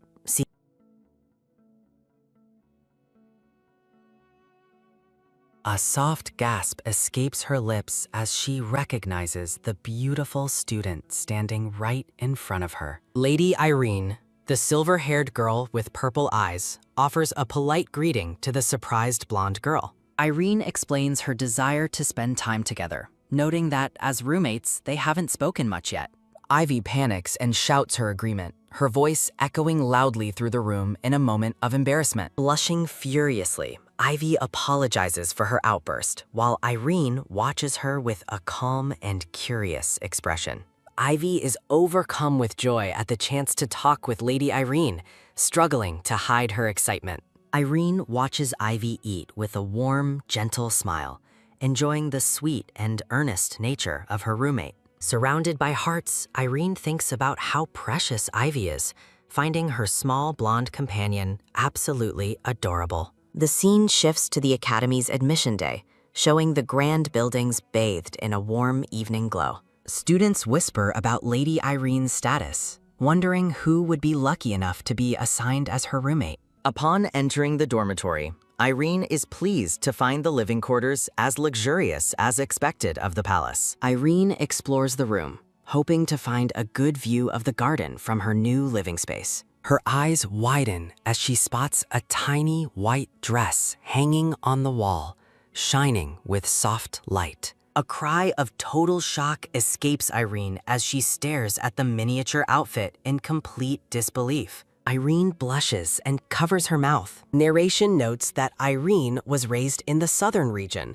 where people are known for their unusually large size. The difference is significant, as southern people are described as being considerably larger than those from other regions. Irene stands with a cold gaze while other girls admire her mature, grown-up presence at the academy. Flashback narration explains that Southerners from Irene's home region have a legendary weakness for doting on small children. A memory of Irene's grand home surfaces alongside an angry shout about her sending a boy to the hospital. In a flashback, Irene's sister scolds her for physically attacking a boy, while their father reels in dramatic shock. Clenching her fists, Irene defiantly explains she punished the boy because he dared to lift her skirt. Irene's father is appalled by her violence, but her sister surprisingly supports Irene's decision to punish the brute. Irene sits on the couch looking confused as her family members stand over her, discussing the violent incident. Her attention is taken by a sudden, quiet whisper sounding as her family plots to ensure the bully never returns. Irene's father and sister give a triumphant thumbs up, having decided to handle the boy's punishment themselves. Her father notes that Irene has been causing more trouble lately, making the local people afraid of her. Suggesting a change of environment, Irene's father presents her with a new document to read after their family discussion. Her attention is taken by a sudden, heavy thud sounding as Irene realizes she is holding an academy acceptance letter. Irene's sister excitedly reveals that she applied on Irene's behalf, much to the young girl's shock and betrayal. Her sister calmly explains that although Irene is perfect, she needs to find friends and build social connections. Irene looks skeptical as she realizes the real goal is to expand the Terran's family network in the capital. Her sister dismisses her doubts, laughing that entering the academy is a profitable move that kills two birds. Irene is reminded that at 10 years old, she must start acting like a proper member of the Terrans. A visual path depicts the calculated, status-based life Irene must follow to clear rumors about her becoming princess. Irene scoffs at the stifling role of a crown princess, frustrated that rumors spread after just one social party. Back in the present, Irene is excited to meet her roommate, but hears other students mocking the girl's clothes. Her attention is taken by a sudden, sharp creak sounding as Irene prepares to silence the girls mocking her roommate. Ivy enters the room, her golden hair and bright green eyes surrounded by a soft, sparkling floral aura. Irene is immediately captivated by Ivy's appearance, finding the small girl to be incredibly adorable from her perspective. Irene notes how young Ivy looks, her inner monologue showing a mix of surprise and immediate fascination with her. Ivy introduces herself politely, but Irene's thoughts are filled with hearts and stars at Ivy's tiny and cute nature. Irene struggles to maintain a neutral expression while her inner self is screaming with joy over Ivy's precious name. Upon closer inspection of Ivy's hands, Irene worries that her thin frame and dry hair indicate past neglect. Irene bluntly asks Ivy if she was starved at the poorhouse, her concern sounding like a harsh, noble accusation. Ivy is deeply moved by Irene's words, finding her blunt concern to be truly kind and wonderful in reality. Irene's attention is taken by a sudden, loud shout sounding as she scolds Ivy for her perceived lack of manners. Other girls demand Ivy apologize to Lady Irene, completely misunderstanding Irene's intentions and creating a tense scene. Overwhelmed by the situation, Irene hurriedly requests to step outside to escape the stifling social pressure of the academy. The noble girls offer to guide Irene, while Ivy watches from a distance, amazed by the academy's massive scale. Her attention is taken by a sudden rhythmic tap sounding as Ivy and Irene walk together in awkward silence. Irene regrets never explaining herself properly after Ivy went missing during the tour the very next morning. Irene blames herself for not paying enough attention to Ivy, fearing her coldness will prevent her from making friends. Her attention is taken by a sudden, sharp gasp sounding as Irene tentatively calls Ivy's name during breakfast. Irene formally offers an apology to the confused Ivy, who doesn't understand why the noble girl is apologizing. Irene admits she was wrong to judge based on rumors, her face flushing as she tries to make amends. Ivy listens as Irene explains her regret, the silver-haired girl looking down as she sincerely asks for forgiveness. Thinking of her past experiences with pity, Ivy explains that people always felt bad for her poorhouse origins. Irene worries that her earlier words deeply hurt Ivy's feelings, fearing that she might never be forgiven for them. Ivy's face lights up with a radiant smile, warmly thanking Lady Irene for her heartfelt and sincere apology. Irene is stunned by Ivy's bright reaction, her purple eyes widening as the golden girl says her name. Her attention is taken by a sudden, light giggle, sounding as the two girls finally share a friendly meal. Ivy learns that Irene hurriedly inquired about her when she went missing, confirming the silver-haired girl's genuine care. Irene looks down, admitting her intense worry during the time Ivy had disappeared from the academy tour. Her attention is taken by a sudden, joyful burst sounding as Ivy laughs at Irene's unexpected and adorable honesty. Ivy watches her roommate with a soft gaze, finding Irene to be as noble as a fairy tale princess. Irene blushes as she realizes Ivy is seeing a different, more vulnerable side of her personality today. Ivy and Irene sit together at a dining table, their quiet morning conversation beginning peacefully. Irene reflects on past events while an unexpected voice from off-screen calls out Ivy's name. The red-haired Lord Luska arrives, offering a greeting that earns an immediate, icy glare from Irene. Luska suggests joining the girls, and a reluctant Arcel agrees to sit down for breakfast with them. Arcel greets Ivy warmly, leaving Irene to cross her arms. Luska mentions Irene's noble family background, but casually forgets her name, further testing the silver-haired girl's patience. A dark aura surrounds Irene as she sharply questions if formal introductions are truly necessary for them. The four students settle in, with Luska chatting away while Irene remains visibly grumpy about the company. Nearby students whisper among themselves, noticing the unusual group of high-status nobles and a commoner eating together. In a series of sweet moments, Irene invites Ivy to drop formalities and simply call her Irene. Back in their room at night, the roommates discuss the upcoming challenge of course registration for the term. Ivy is stunned to learn that Irene's family handled her registration, leaving the silver-haired girl with little choice. Feeling overwhelmed, Ivy panics over the process, while Irene reassures her that choosing professors is the only worry. Ivy's radiant smile returns as she promises to tell Irene about any fun and interesting classes she finds. The next day begins at the Grand Academy, marked by the bright morning sun and the sound of birds. Ivy hunches over her desk, clutching her head in total despair as she faces the mountain of registration paperwork. She stares at the complicated forms, realizing how many difficult decisions are required just to take one single class. Concepts like imperial philosophy and ancient languages tempt Ivy as she tries to narrow down her academic interests. Ivy worries that focusing only on career-driven subjects might disappoint the headmaster, fueling her internal conflict. She finally reaches a compromise, deciding to balance 3 personal interest classes with 3 practical, money-making ones. With most of the schedule settled, Ivy looks at the remaining mandatory subject with a look of pure determination. She examines the math registration sheet, overwhelmed by the sheer number of professors available for the required course. A sudden, sharp dang sounds the bell, startling Ivy as she stares at her unfinished paperwork in surprise. Running out of time, Ivy abandons her desk and decides to leave the final math decision for later. A teacher announces the end of the day's schedule, reminding all students to prepare well for their registration. Lamora sits alone at a cafeteria table, feeling pathetic as she notices her former social circle now avoids her. Her gaze wanders through the hall until she spots the lively group gathered around a central table.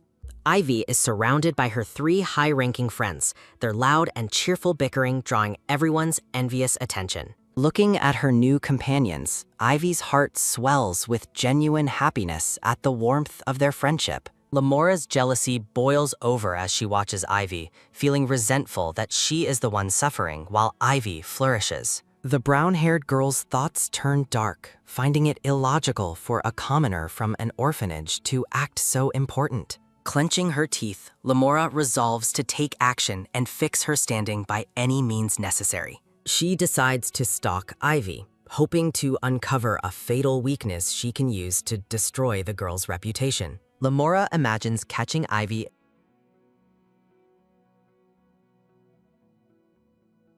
Her grand plan involves silence. In the hallway, 2 mean-spirited.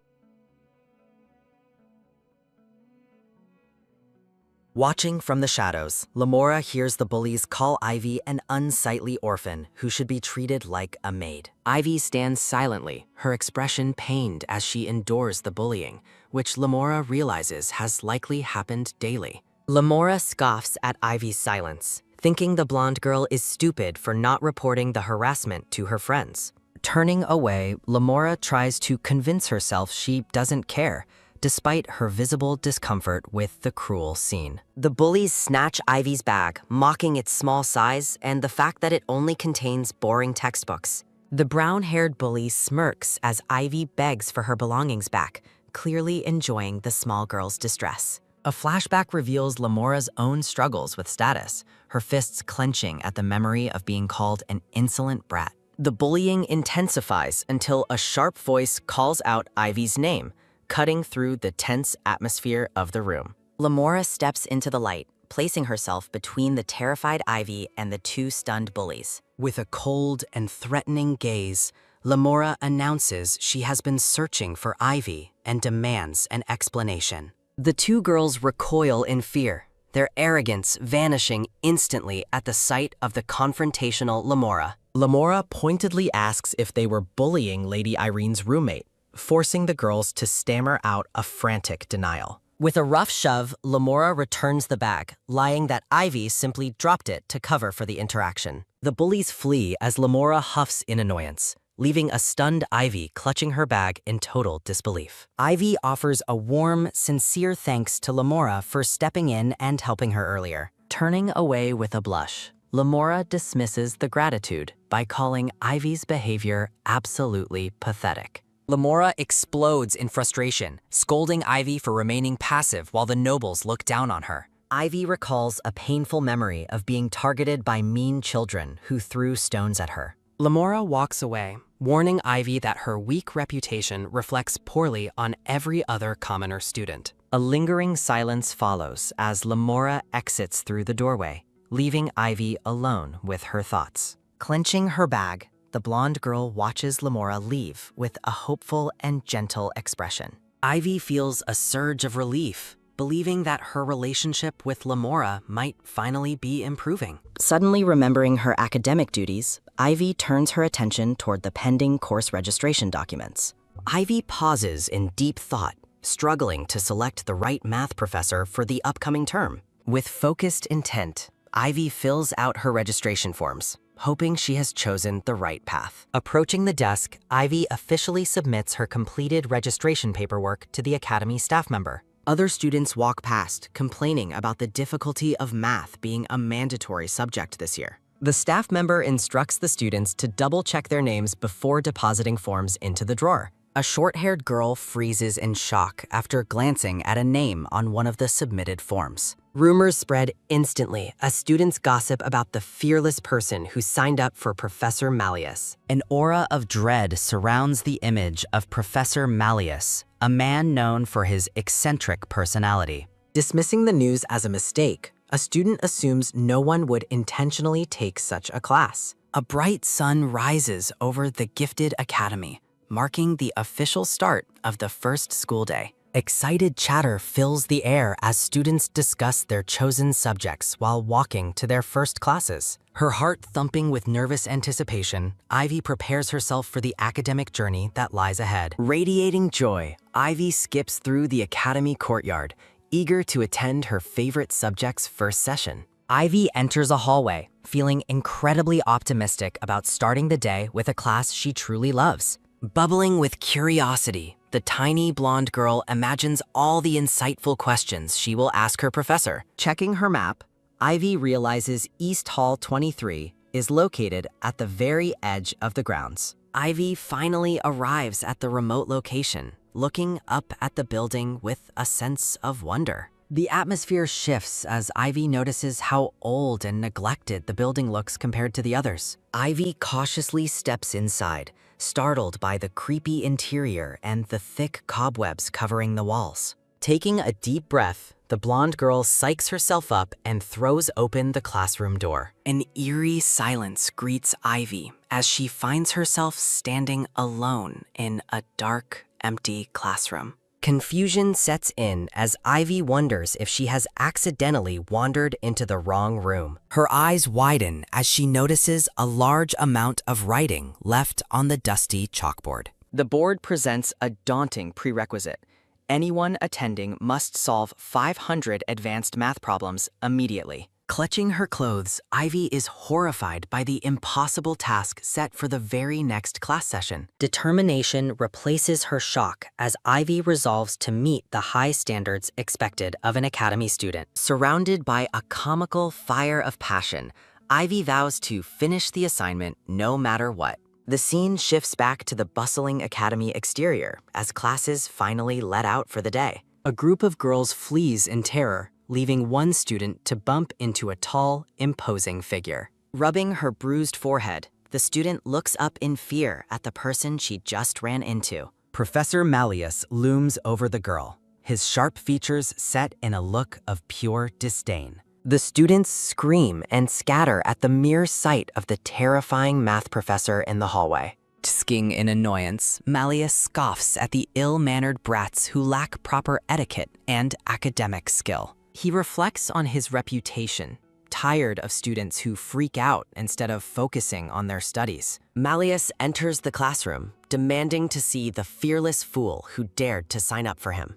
Jumping to her feet, Ivy politely greets the professor, startling him with her unexpected presence. With a sudden, quick tap sounding, Malleus slams his book down and labels Ivy a bothersome brat. With a stern gaze, the professor asks if she completed the 500 problem prerequisite he left on the board. Ivy hesitates, her hands trembling as she admits she spent a lot of effort on the assignment. Looking dejected, she confesses that she couldn't solve a few problems she didn't fully understand yet. A smug smirk crosses the professor's face, as if her struggle confirms his low opinion of students. Professor Malleus dismisses class, telling the stunned Ivy she is unqualified for failing to finish the initial assignment. As the gray-haired professor walks away, Ivy desperately calls out to him, begging for just a moment of his time. Clutching her textbook, the blonde girl pleads with the retreating professor to help her with a single math problem. Malleus remains firm, claiming he is a busy man, while Ivy dejectedly asks if her request is truly too much. Looking up with shimmering eyes, Ivy explains that she specifically wanted to learn from him, showing her genuine academic interest. A sudden, sharp yes sounds as Ivy realizes she must be more assertive to get the help she needs. Ivy opens her book, pointing out a specific formula she couldn't grasp through independent study, hoping the professor will explain. Professor Malleus pauses to examine the book as Ivy continues to explain exactly where her understanding faltered in the process. The professor is internally stunned, realizing Ivy's handwritten solutions are clean enough to be published in a formal textbook. A sudden, quick tap sounds as Malleus is jolted from his thoughts, prompting a confused Ivy to call his name. Malleus questions why she struggled with one problem when she solved the rest perfectly, leaving Ivy confused by his logic. Frustration boils over as the professor gestures wildly, insisting that both problems rely on the exact same underlying mathematical formula. With a sudden, quick drag sounding, the professor grabs a chair, his patience wearing thin with the frustrating little girl. Malleus commands Ivy to sit, resolving to personally explain her careless mistake and clarify the complex mathematical concept. With a sudden, quick scritch sounding, the professor prepares to write, tisking at how easily Ivy fell for his trick question. Tapping the chalkboard, Malleus begins a detailed lecture, guiding Ivy on how to properly interpret and organize the difficult formula.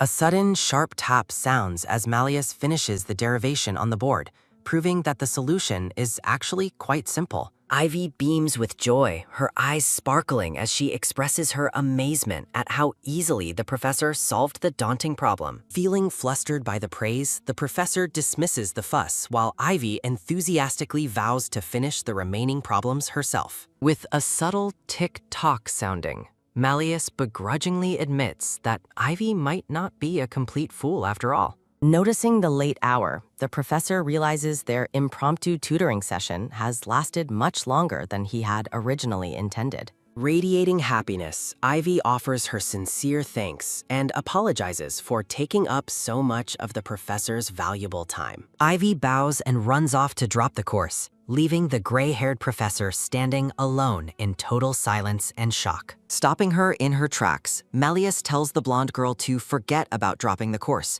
leaving her utterly baffled. The professor walks away, instructing a surprised Ivy to be prepared for the real lessons starting in their next session. A sudden, loud slam sounds as the heavy doors close, with Malleus announcing his final departure for the day. Her heart filled with excitement, Ivy realizes with joy that the terrifying professor has officially accepted her as his student. The sun shines over the academy, signaling the arrival of the next scheduled class day for the aspiring young scholars. Walking through the halls, Malleus questions his rash decision to keep Ivy, despite his efforts to make the class difficult. Reaching for the door, the professor prepares to convince Ivy to drop the class before the registration period officially ends. The classroom is suddenly filled with a brilliant light, revealing that the previously dusty and neglected room is now spotless. Ivy greets the professor with a cheerful morning salute, her face glowing with poignancy as she stands in the cleaned room. Stunned, Malleus asks if she cleaned the entire classroom alone, to which Ivy explains she couldn't study in the dust. The professor stares in silence as Ivy confidently brags about her cleaning skills, leaving him completely at a loss for words. Malleus is deeply impressed by the blonde girl's passion, especially after she explains how she carefully moved the spiders outside. A sudden, soft thud sounds as the professor places a hand on Ivy's head, surprising the young girl with the gesture. Blushing slightly, Malleus tells Ivy that cleaning is no longer necessary, though his stern expression remains as he gives the order. Ivy salutes the professor with a wide grin, eager to finally begin the day's academic lessons in her new environment. A sudden, quick tap sounds as Malleus returns to the board, eager to introduce a brand new mathematical formula. During the lecture, Ivy raises her hand with enthusiasm, showing her sharp mind as she engages with the complex material. A sudden, sharp clap sounds as Ivy high-fives the professor's hand, celebrating a successful breakthrough in their rigorous study session. A sudden, resonant dang sounds the bell, marking the end of the lesson as Ivy thanks her teacher for today. Watching Ivy wave goodbye, Malleus reflects on her sincerity, noting it's been years since he's seen such a promising student. As Ivy runs off, the professor realizes that beneath her kindness lies a truly formidable and rare mathematical talent. Clenching his fists in excitement, Malleus acknowledges that teaching Ivy is the most rewarding experience of his long academic career. He marvels at her genius-level growth, determined to find a way to help her reach her full potential as a mathematician. A sudden, loud thud sounds as Malleus strikes a table, remembering a woman named Seraphina Rydam who might help Ivy. A sudden, soft click sounds as a woman enters, leading Malleus to chide her for using his given name on campus. Seraphina Rydam looks on with a nervous expression, seemingly overwhelmed by the professor's intense and sudden summons for her. In the bustling academy cafeteria, students gather for their meals, signaling a brief moment of peace in the busy school day. The red-haired boy thanks Seraphina for saving a seat, though she flatly denies doing so. Ivy eats a sandwich while studying intensely, surrounded by a comical fire of academic passion. Seraphina reveals Ivy is doing Malleus's assignment, terrifying the boy who knows the professor's reputation. Ivy looks up with an innocent, wide-eyed expression as her friends discuss the frightening math professor. The red-haired boy warns that the eccentric professor gives so much homework that everyone's grades drop. The black-haired boy advises Ivy to reconsider, noting that Malleus provides no academic support or recommendations. Ivy smiles brightly, explaining that the professor's clear explanations actually make studying advanced math fun. Her friends are stunned that she is already tackling advanced curriculum and finds the professor kind. Looking at the material, the black-haired boy reflects on the harsh curriculum and the professor's intentions. A sudden realization strikes the black-haired boy that Ivy might be trying to surpass everyone else. Regret fills the boy as he realizes he shouldn't have avoided the class based on rumors. The black-haired boy declares his intent to join the class, shocking the red-haired student beside him. As the boys argue about their schedules, a confused Ivy wonders why they are both so agitated. Seraphina watches the group with a stern expression, clearly unsettled by the shift in the group's dynamic. Fearing the others will bond without her, Seraphina resolves to join the difficult math class as well. Seraphina makes a quick excuse about her current professor's teaching style to justify joining her friends. Ivy is overjoyed, her face lighting up at the thought of all four taking class together. While Ivy offers to lead the way, the others burn with competitive energy to keep up. Malleus walks through the academy, happily planning to reduce Ivy's homework to help her avoid exhaustion. Approaching the door, the professor expects to see his praiseworthy Ivy waiting for him inside the classroom. Malleus stops mid-gesture as he hears other students inside trying to convince Ivy to drop his class. Panic and rage fill the professor as he reacts to the perceived attempt to steal his star pupil. A sudden, loud crash sounds as Malleus bursts inside, demanding to know who these punks are. Ivy greets him cheerfully, but the professor's expression darkens immediately at the sight of the newcomers. Malleus glares at the rascals, offended they would try to lure Ivy away to a different professor. The boys complain about the classroom's distance, but Malleus remains firm about the academy's layout. Seraphina stands up aggressively to interrupt Malleus, determined to list Ivy's struggles under his current regime. Seraphina accuses the professor of making Ivy miss breakfast because the classroom is far too remote. Pointing at Ivy's face, Seraphina claims the massive homework load is giving the tiny child dark circles. The boys add that Ivy even bruised her knee running, leaving the professor feeling surprisingly guilty. Malleus stammers that he was already planning to move to a closer room to keep Ivy satisfied. Seraphina remains confused, explaining that they have already submitted formal applications to join his class. The professor remains skeptical, questioning if the 3 new students can truly keep up with advanced math. Standing with resolve, the 3 students declare their confidence in their ability to handle the course. Finding the situation annoying, Malleus decides to give the newcomers a difficult math problem as a test. He declares solving the problem is their only ticket into the class, leaving Seraphina looking quite shocked. The professor sets a high standard, while the red-haired boy breaks into a panicked sweat. A sudden, resonant boom sounds as Malleus slams the table, announcing a strict 15-minute time limit. Ivy watches with concern, recognizing that the challenge is far trickier than anything they have studied. A sudden, rhythmic scritch sounding fills the room as the students work through the first 2 minutes. The black-haired boy stands up almost immediately to submit his answer, shocking his fellow students. Malleus is deeply impressed by the perfect solution, acknowledging the boy's talent as Duke Kalen's son. The boy bows respectfully as the professor grants him a pass to join the advanced class. 8 minutes have elapsed as Seraphina and the red-haired boy continue to work intensely on their papers. The red-haired boy shouts in triumph as he solves the problem, startling the focused Seraphina beside him. With a sudden, soft gulp sounding, Malleus takes the paper and examines it silently while the boy waits. Stunned,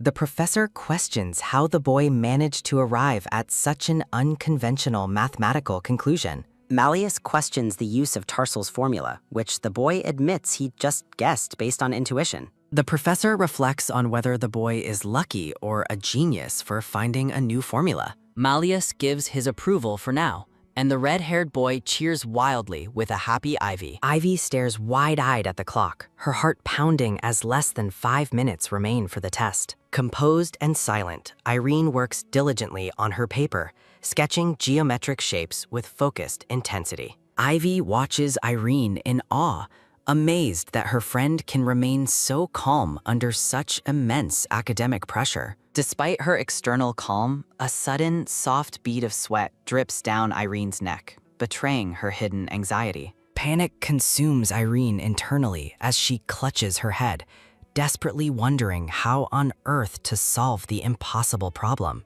Professor Malleus looks deeply annoyed as he reminds Seraphina Rydam not to use his given name on academy grounds. Sipping his tea, the professor expresses his sudden interest in learning more about the talented student Ivy Alden.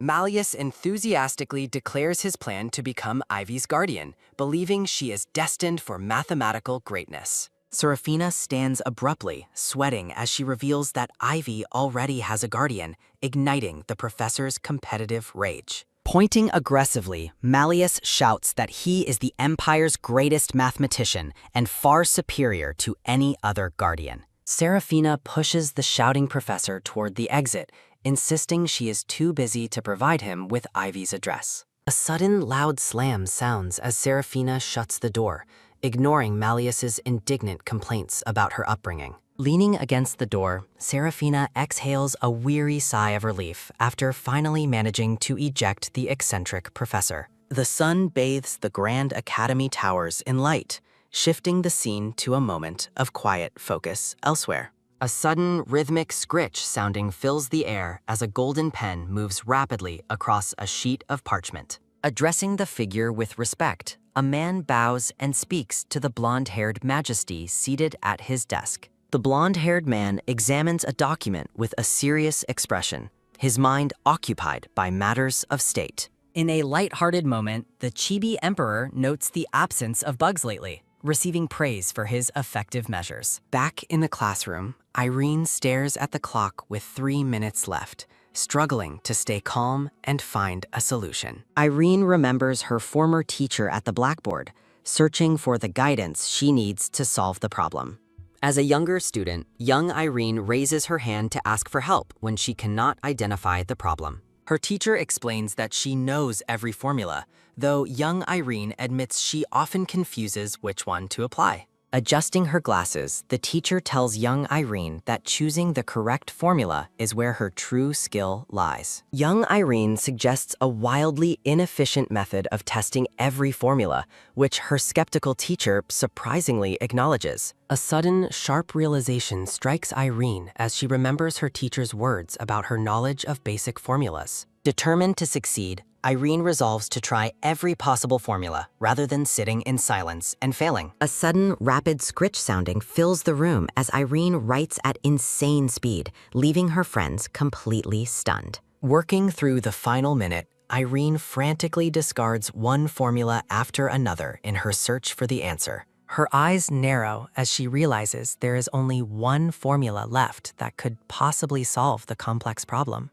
A sudden, resonant thud sounds as Irene's movements startle Ivy and the boys as time finally runs out. Malleus stands silently as he reviews Irene's work, while the young girl waits with a focused, serious expression. A soft glow surrounds Irene as she offers a bright, confident smile, hopeful that her brute force method worked. A sudden, joyous cheer sounds as the students celebrate, while the professor acknowledges Irene's supernatural performance. Looking back at the paper, Malleus prepares to comment on the unconventional method the young girl employed. He marvels at the page covered in complex equations, noting that her brute force approach was incredibly inefficient.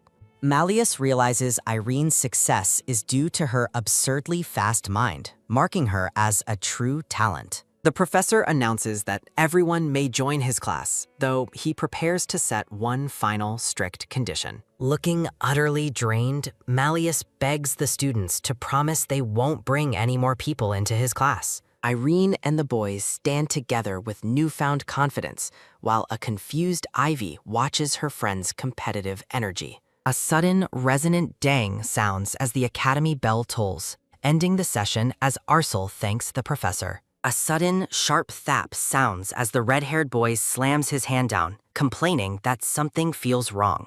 Arcel questions his friend's sudden distress, pointing out that they all passed the difficult entrance exam perfectly fine. The red-haired boy yells in frustration about the massive pile of homework, while Irene and Ivy try to focus. A sudden, sharp snap sounds as Irene loses her patience with the boy's insults regarding her academic abilities. Irene grabs the red-haired boy in a fit of rage, while Ivy continues to study peacefully, ignoring the chaos. A sudden, calm sigh sounds as Arcel announces he has finished all of his daunting homework. Irene and the red-haired boy are left in total shock, staring at Arcel, who completed the work so quickly. Feeling defeated, Irene trembles as Arcel attributes his speed to the professor's exceptionally clear and kind teaching style. Ivy sits caught in the middle of her friend's intense academic rivalry, feeling completely overwhelmed by the chaotic atmosphere. The red-haired boy laughs heartily and suggests they go eat,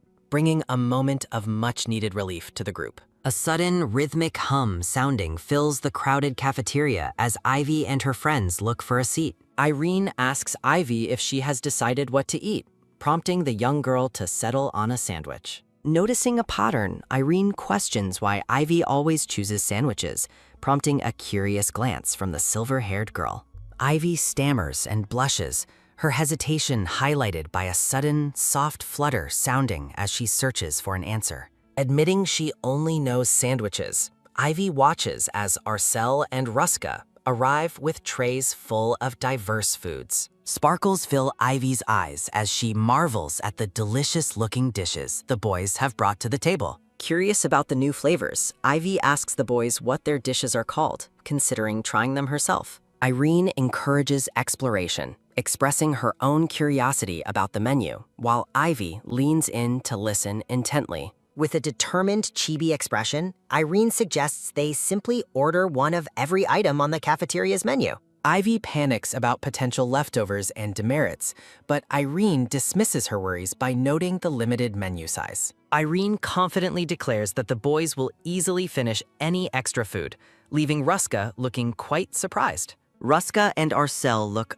utterly defeated, realizing they have once again been outsmarted by Irene's bold logic. A sudden, bright shimmer sounding accompanies the arrival of a massive feast containing all the cafeteria's top recommendations. The group gathers around the loaded table as Irene asks Ivy which gourmet dish she wants to try first. Each friend recommends a different specialty, from hearty stew to lamb steak, leaving Ivy completely spoiled for choice. Ivy stares at the spread with wide eyes, her heart beating fast as she tries to decide where to start. Choosing a dish, Ivy prepares to take her first bite while her friends watch with encouraging smiles and laughter. A sudden, sharp realization strikes Ivy as she experiences the incredible flavor, her expression shifting to one of shock. Ivy digs in with enthusiasm, her movements followed by a sudden, soft gulp sounding as Irene watches her friend. Overwhelmed by the delicious taste, Ivy exclaims that it is the best thing she has ever eaten in her life. Irene smiles warmly, glad the food suits Ivy's taste, but warns her to eat slowly to avoid a stomachache. Taking a brief pause, Ivy glances sideways as she notices the boys' intense focus on their own meals. Ruska continues to eat heartily, his focus entirely on the savory sausage held on his fork. Irene attempts to teach the boys a lesson, but Ruska complains about the unfairness of the current situation. Ruska points out that Arcel has already finished 4 whole plates, leaving the girls looking completely stunned. Composed as ever, Arcel wipes his mouth with a napkin, having finished his meal with incredible speed and efficiency. Ivy and Irene stare in disbelief, unable to fathom how the boys can consume such massive amounts of food.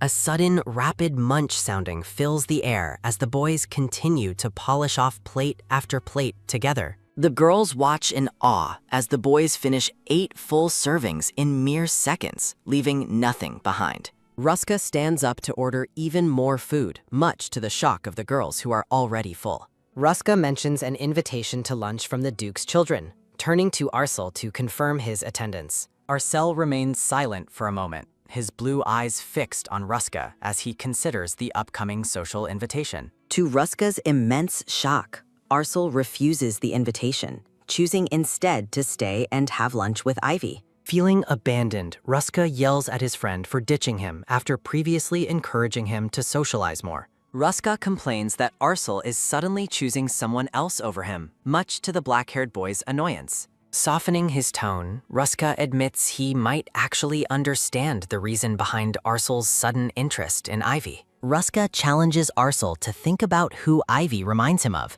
hinting at a hidden connection or resemblance. Arcel looks confused, questioning the sudden change in topic as Ruska prepares to order more dessert. Reflecting on his past, Arcel realizes he has never associated Ivy with anyone else, despite Ruska's pointed suggestions. In the background, Irene and Ivy continue their cheerful conversation, oblivious to the boys' deeper conversation. The scene shifts to the past as a golden light surrounds a memory of a peaceful day outdoors. A young girl with long blonde hair laughs joyfully, her image mirroring the happiness of the current Ivy. A red-haired woman offers a bright, kind smile, her presence filling the memory with a sense of warmth. Addressing the young boys, the woman asks if they are the children her friend Chloe mentioned earlier. Young Arcel and Ruska look up in surprise as they encounter the mysterious woman in the sun-drenched woods. The red-haired woman invites them to come along and pick apples,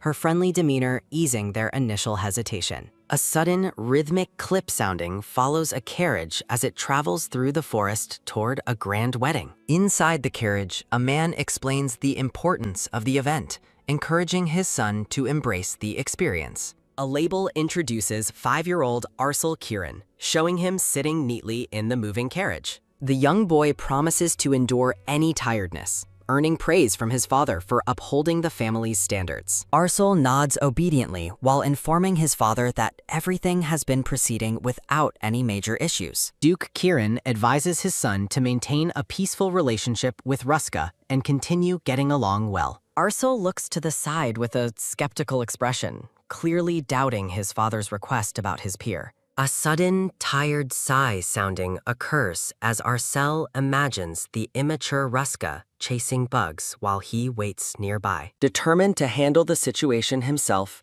the dark-haired boy decides he will simply have to take the lead.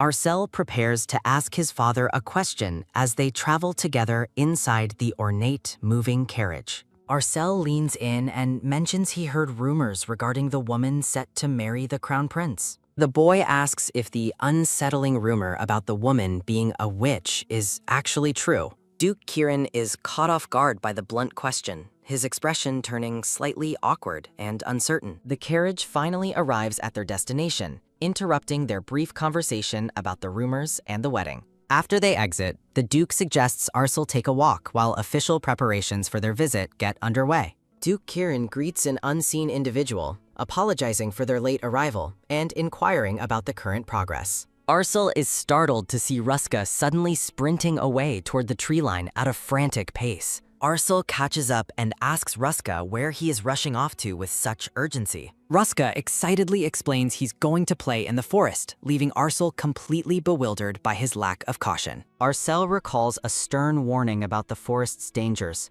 specifically the risk of getting lost or encountering monsters. Arcel shouts warnings after Ruska, but the red-haired boy ignores him and continues running deep into the woods. Arcel chases after his friend, desperate to prevent him from getting lost in the dense and dangerous forest. They encounter a tall, red-haired woman holding a basket, who greets them with a soft, mysterious hello. The woman asks if they are the children Cloyce mentioned, while Arcel stares at her with intense suspicion.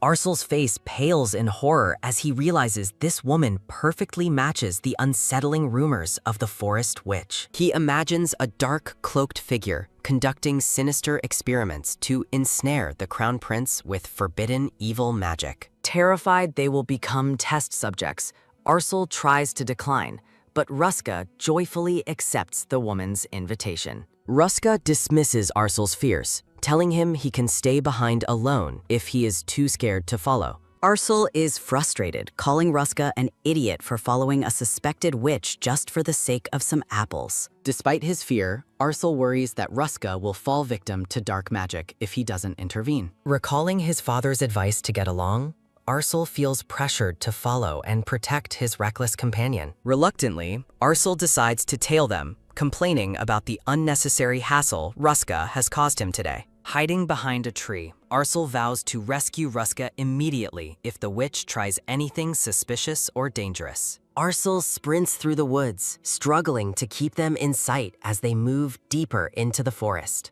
The red-haired woman chats pleasantly with the cheerful Ruska, making Arcel even more suspicious of her motives. Panting heavily, Arcel finds it strange that his companions seem to be getting farther away despite his efforts. Arcel observes them from a distance, feeling increasingly isolated as the trail continues through the vibrant, flowered woods. While trying to keep up, Arcel suddenly trips and begins to tumble down a steep and rocky embankment. Birds flee from the nearby trees as the sound of the boy's sudden fall echoes through the quiet forest. A sudden, pained ugh sounding escapes Arcel as he lands hard on the ground, clutching his injured leg.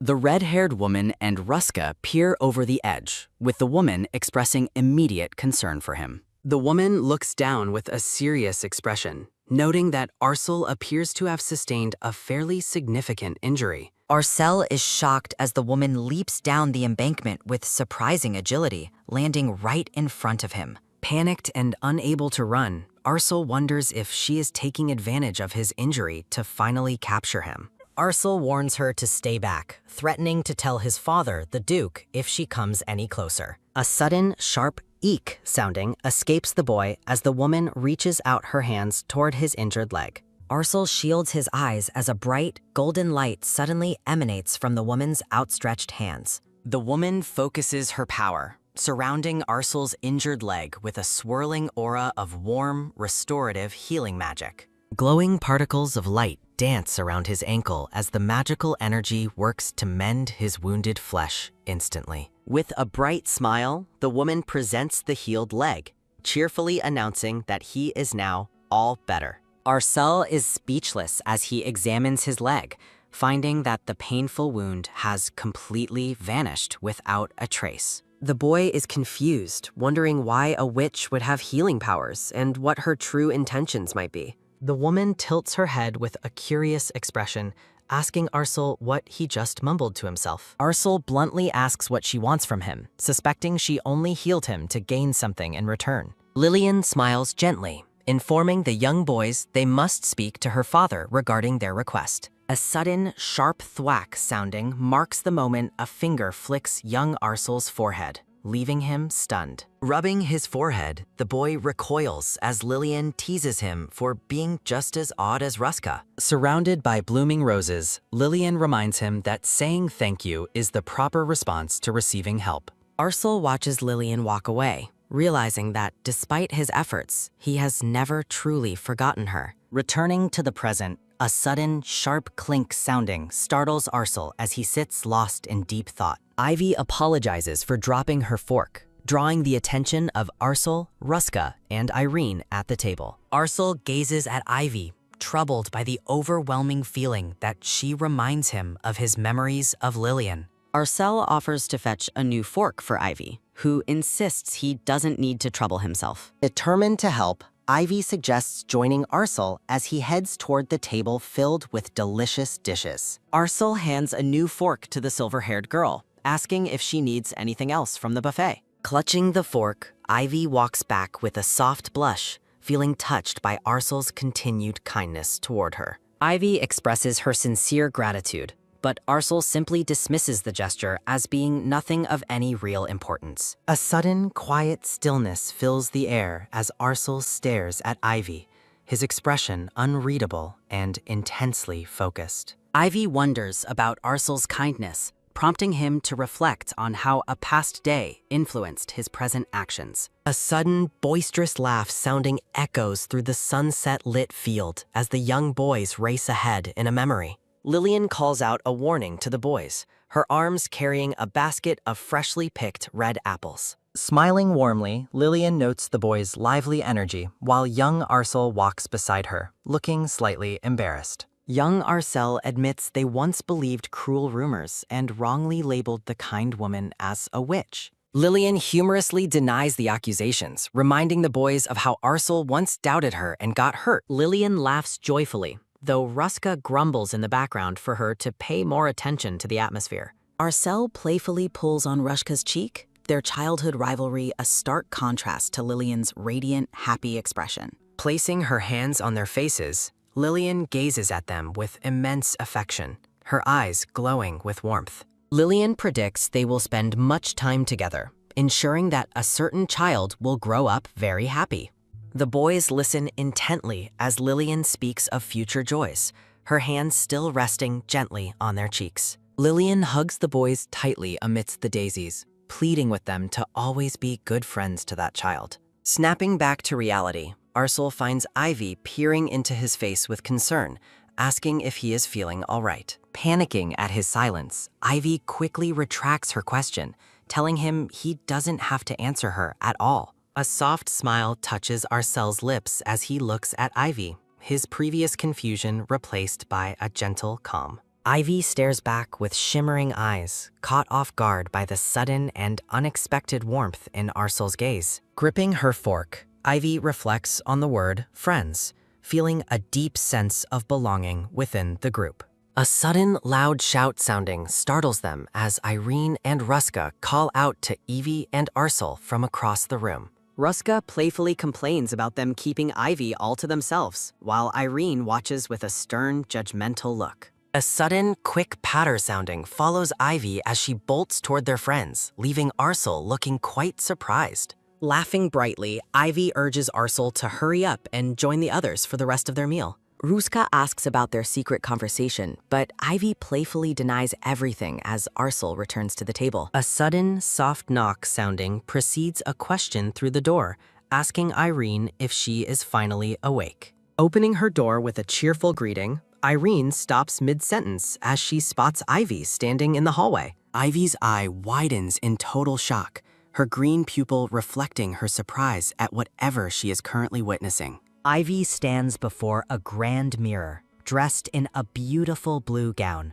looking absolutely stunning and elegant. Smiling at her reflection, Ivy appears pleased with her appearance as she prepares for the day's special events. Irene asks if today is a special occasion, realizing Ivy was unaware of the upcoming gift-giving festivities. A memory surfaces of a father presenting a large gift to a young girl against a decorative background. Ivy explains her guardian sent an extravagant gift, requiring her to head outside to receive it properly. Mentioning her late return, Ivy leaves Irene looking devastated by the thought of her friend being gone all day. Ivy expresses her excitement for her first ever gift day, her eyes sparkling with pure, unadulterated joy and wonder. Irene warns that noble children will be eager to show off, but Ivy remains focused on her own excitement. Irene promises to bring back delicious treats later, prompting an enthusiastic and happy response from a grateful Ivy.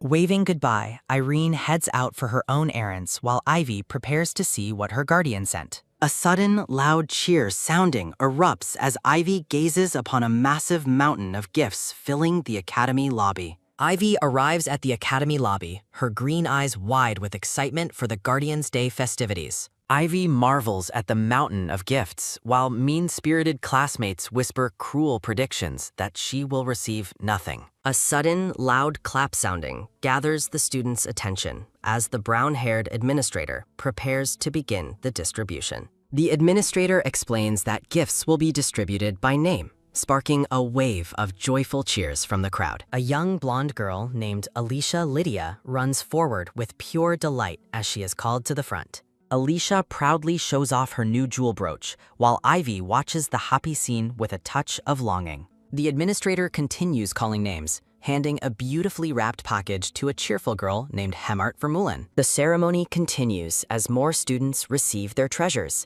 their happy shouts echoing throughout the grand hallway. Despite not being called, Ivy remains genuinely happy, finding joy in seeing her fellow classmates so incredibly pleased. Another girl beams with pride while clutching her large gift, her laughter warming the atmosphere of the event. A girl named Lena hurriedly rushes off toward her room, eager to open her gift in private. Mean girls mock Lena's haste, while Ivy reflects that she would be grateful for any gift at all. Thinking she was overlooked, a dejected Ivy decides to leave the lobby and prepare for her classes tomorrow. A sudden, clear call sounding rings out for Evie Alden, causing the shocked blonde girl to stop in place. Ivy stands frozen in disbelief, unable to process the fact that her name was actually called for a gift. Overjoyed, Ivy rushes toward the administrator, who holds out a stunning pink box decorated with a beautiful ribbon. Ivy gazes at the elegant gift in awe, her heart racing as she prepares to receive her first ever present. Her face flushes with a soft blush, her green eyes shimmering with a mixture of nervousness and pure wonder. Reaching out with trembling hands, Ivy carefully takes the pink box, her fingers brushing against the delicate wrapping paper. Surrounded by a dreamlike floral glow, Ivy cherishes the weight of the gift, feeling a profound sense of belonging. Ivy plans to unwrap the gift carefully in her room, but a sudden, cold voice interrupts her quiet moment. Looking back in confusion, Ivy finds herself being addressed by a group of suspicious and judgmental students. A girl with brownish-green hair demands Ivy hand over the gift, insisting on checking it for some supposed mistake. Ivy hesitates as the bully claims something is clearly wrong about a commoner receiving such an expensive-looking gift. The freckled girl cruelly suggests a poorhouse brat like Ivy could only have received such luxury through a clerical error. Ivy recoils in shock, her hands tightening around her precious gift as she faces the girl's baseless and hurtful accusations. The surrounding crowd begins to whisper, doubting that a commoner would even have a guardian capable of sending gifts. Despite Ivy pointing out her name on the tag, the bully insists the name must have been written incorrectly. A sudden, sharp tap sounding of heels cuts through the tension as a commanding voice orders them to stop. The crowd parts in surprise as a new presence enters the scene, drawing everyone's attention with her natural grace. A red-haired girl with striking blue eyes steps forward, defending Ivy from the group's hasty and unfair condemnation. Ivy is immediately struck by the newcomer's incredible beauty, wondering who this elegant and noble-looking girl could be. Standing amidst a shower of rose petals, the red-haired girl looks on with a calm and composed expression. The other students whisper in awe, identifying the newcomer as Lady Yisriela while questioning her defense of a commoner. Ivy recognizes Yisriela as a highly respected figure at the academy, her name often mentioned alongside Irene's. The bully girl tries to justify her behavior, pointing out the oddity of a poorhouse commoner receiving a gift. Yisriela remains unmoved, calmly stating that there is no reason Ivy wouldn't have a guardian like anyone else. Sighing with disappointment, Yisriela notes the other girl's persistent suspicion despite having no evidence of any wrongdoing. Turning to Ivy, Yisriela reluctantly suggests a way to end the conflict and clear up the misunderstanding once and for all. Yisriela asks Ivy to open the gift right here in the lobby, proving its contents belong to her. Ivy hesitates, having hoped to save the beautiful wrapping paper, but realizes she has little choice in the matter. Determined to prove the gift is hers, Ivy prepares to unwrap it, despite the uncomfortable pressure of the crowd. Ivy begins to slowly unwrap the pink paper, her movements careful and deliberate to avoid any unnecessary damage. Growing impatient with the slow pace, the freckled girl watches with a look of intense frustration and growing anger. A sudden, violent yank sounding occurs as the bully grabs the gift, shoving a startled Ivy to the floor. A sudden, harsh rip sounding fills the air as the beautiful pink wrapping is torn away and destroyed. The bully girl smirks with cruel satisfaction, believing she has finally exposed Ivy's gift as something cheap and unworthy. Holding a simple wooden box, the bully mocks the gift's poor appearance as proof of Ivy's lowly social standing. Declaring the box too filthy to hold, the girl heartlessly tosses it back at the shocked and trembling Ivy. A sudden, heavy clatter sounding follows the box as it hits the floor, spilling out a single dark sphere. The small wooden box spills its contents as a dark, round stone bounces across the lobby floor with a sudden, heavy clatter sounding. A sudden, soft roll sounding follows the stone as it comes to a stop directly in front of a startled and seated Ivy. Ivy gazes at the plain object in disbelief while surrounding classmates whisper mockingly, questioning if the supposedly grand gift is just a rock. Yisriela and her followers watch with cold amusement, cruelly suggesting that the humble stone perfectly reflects Ivy's lowly social status. The students erupt in laughter, heartlessly joking that the stone must have been picked up from the front yard of a poorhouse. Flushed with intense humiliation, Ivy remains frozen on the floor as a classmate mockingly asks if she is feeling all right. Standing imperiously over the fallen girl, Yisriela remarks that she never imagined the situation would turn out to be so pathetic. Yisriela covers her mouth to hide a smug smile, her blue eyes shimmering with cruel satisfaction despite her feigned words of surprise. A sudden, loud chuckle sounding erupts from the crowd as Yisriela leads her peers in a wave of heartless and mocking laughter. Ivy sits dejectedly amidst the intense ridicule, the harsh voices of the noble students echoing throughout the Grand Academy lobby. A sudden, sharp aha sounding of laughter fills the air while the dark stone remains unmoving on the patterned carpet. Surrounded by the cruel joy of her classmates, Ivy hangs her head in deep shame, feeling small and utterly isolated.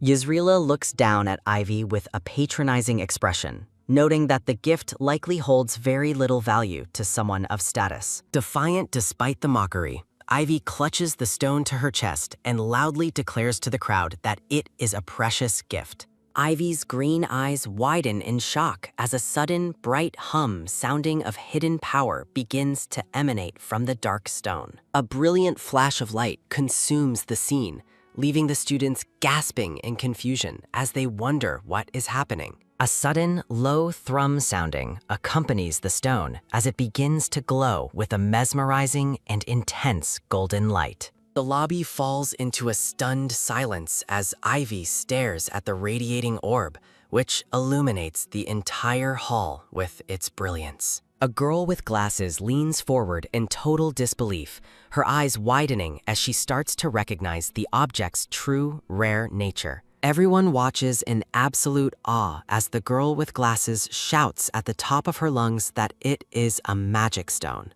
A glowing green gem appears in a narrative vision, identifying it as a mysterious stone that houses immense and concentrated magical power. Narrated text explains that these stones have been prized as treasures since ancient times due to their extreme scarcity and value. The students whisper in frantic excitement, noting that even a tiny fragment of such a stone is worth more than a diamond. Ivy gazes at the glowing artifact with wonder, noting that beyond its light, it radiates a deeply comforting and powerful warmth. A sudden, loud clamor sounding begins as students mob Ivy, desperately begging for a single chance to touch the priceless treasure. Ivy is overwhelmed by the sudden attention, while Yisriela stands paralyzed in the background, her face hidden in the shadows. The mean girls who were just laughing now look on with wide-eyed shock, unable to process Ivy's sudden change in fortune.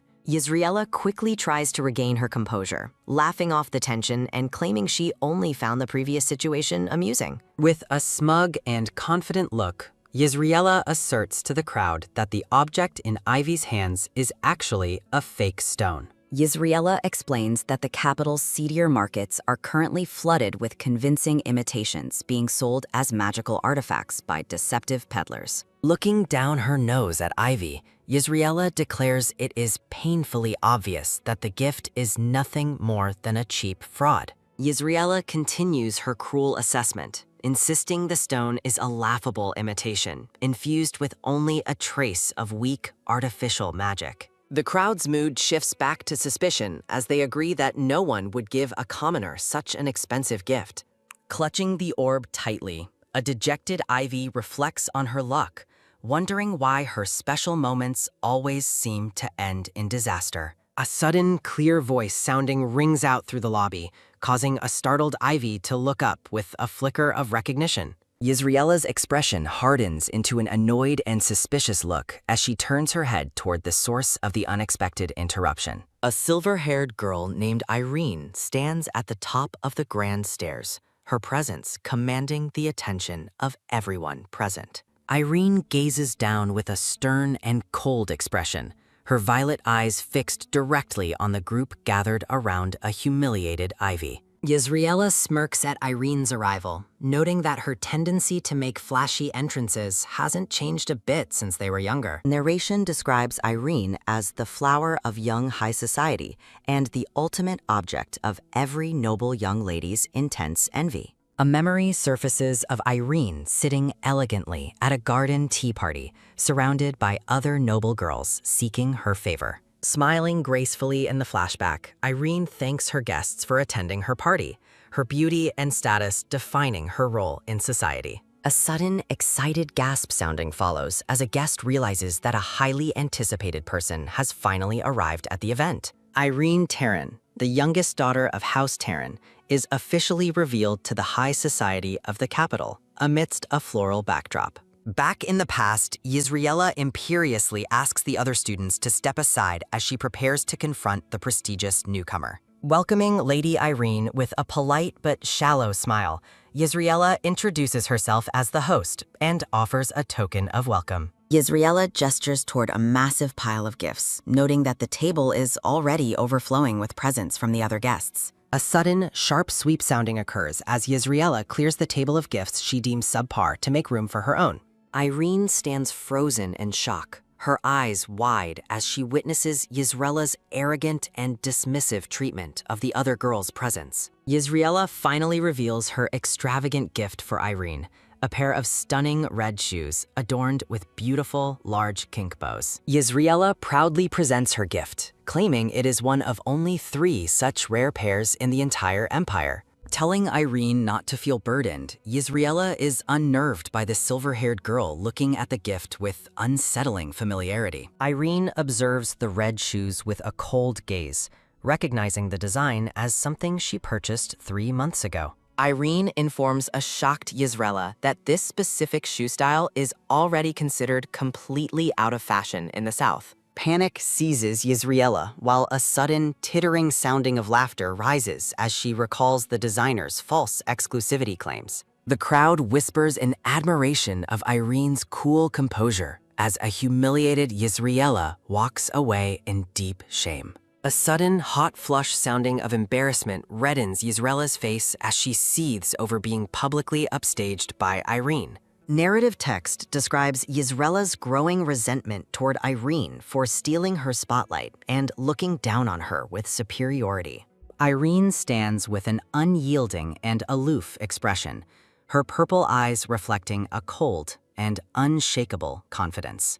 Back in the present lobby, Yisreella thinks bitterly about Irene's habit of appearing at the worst times just to interfere. A sudden click-clack sounding of heels follows Yisreella as she approaches Irene, claiming there has been a slight misunderstanding. Irene demands an explanation, prompting Yisreella to claim she was merely restoring order against Evie's supposedly fake magic stone. A sudden tsk sounding accompanies Yisreella as she patronizingly suggests that Irene is simply unaware of the counterfeit market. A sudden swish sounding of her dress follows as Yisreella spins, detailing the rampant flood of imitation magic stones. A sudden sigh sounding escapes Irene as Yisreella calls her ignorant, while a dejected Evie clutches her glowing treasure. Irene's eyes narrow as she asks Yisreella if she has forgotten that Irene is a member of House Terran. Irene explains that her family handles most magic stone auctions, and she has been trained in the business since childhood. With total authority, Irene asserts that there is no way she would ever fail to identify a genuine magic stone.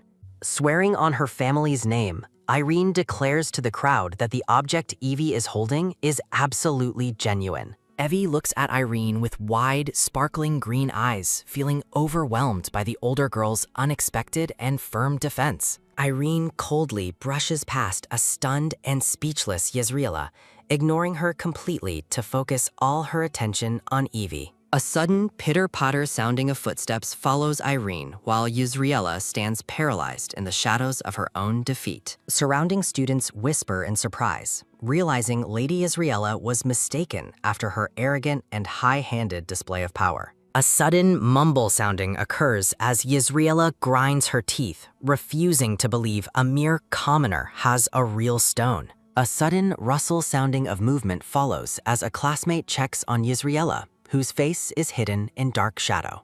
The classmate tries to comfort Yisreella, arguing that Irene was too harsh despite Yisreella's reasoning making perfect sense. Narrative text notes that Irene has been acting way too soft toward the commoner girl during their academy time. A sudden snap sounding occurs as Yisreella turns her head sharply, a malicious and calculating look entering her eyes. Watching the interaction, Yisreella realizes that Irene has finally developed a significant and exploitable weakness through the blonde girl. Irene looks at Evie with genuine worry and affection, admitting she would have been devastated if the girl got hurt. Watching Irene's hands, Yisreella is stunned, wondering if the aloof silver-haired girl has ever shown such raw emotion before. A sudden tsk sounding of malicious joy follows Yisreella's smirk as she plots to use Irene's new vulnerability against her. Surrounded by a shimmering glow, Irene and Evie share a warm moment of connection,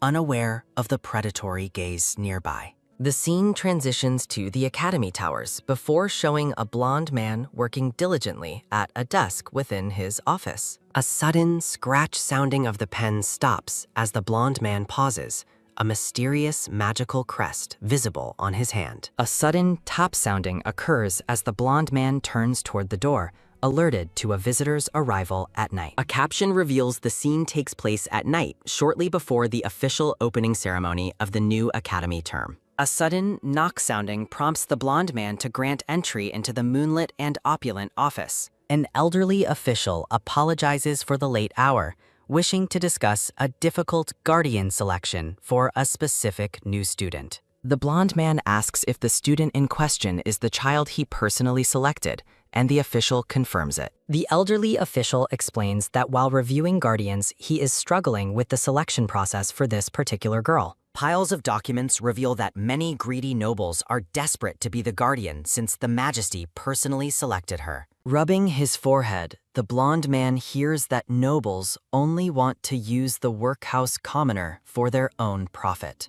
Standing before a portrait of a missing professor, the official suggests using a fictional person to secure the girl's position. The blonde man asks for the name of the professor who never returned from the war to use as cover. Approving the plan from his desk, the blonde man agrees to use the name Cien Roche as the child's guardian. Chibi memories depict the blonde man meeting the girl as the professor Cien Roche, recalling his decision to help her. Back in the present, the blonde man sits at his desk, reflecting on his opportunity to take responsibility for the child. Looking at a massive stack of presents, the man notes that most people usually only send a single gift. The blonde man gazes out with a warm but somber look, hoping the gift can illuminate the child's lonely life. Ivy smiles warmly while clutching her glowing orb, reflecting on how far she has come from her lonely past. Ivy gazes thoughtfully at a wooden jewelry box filled with delicate ribbons resting on the plush green sofa.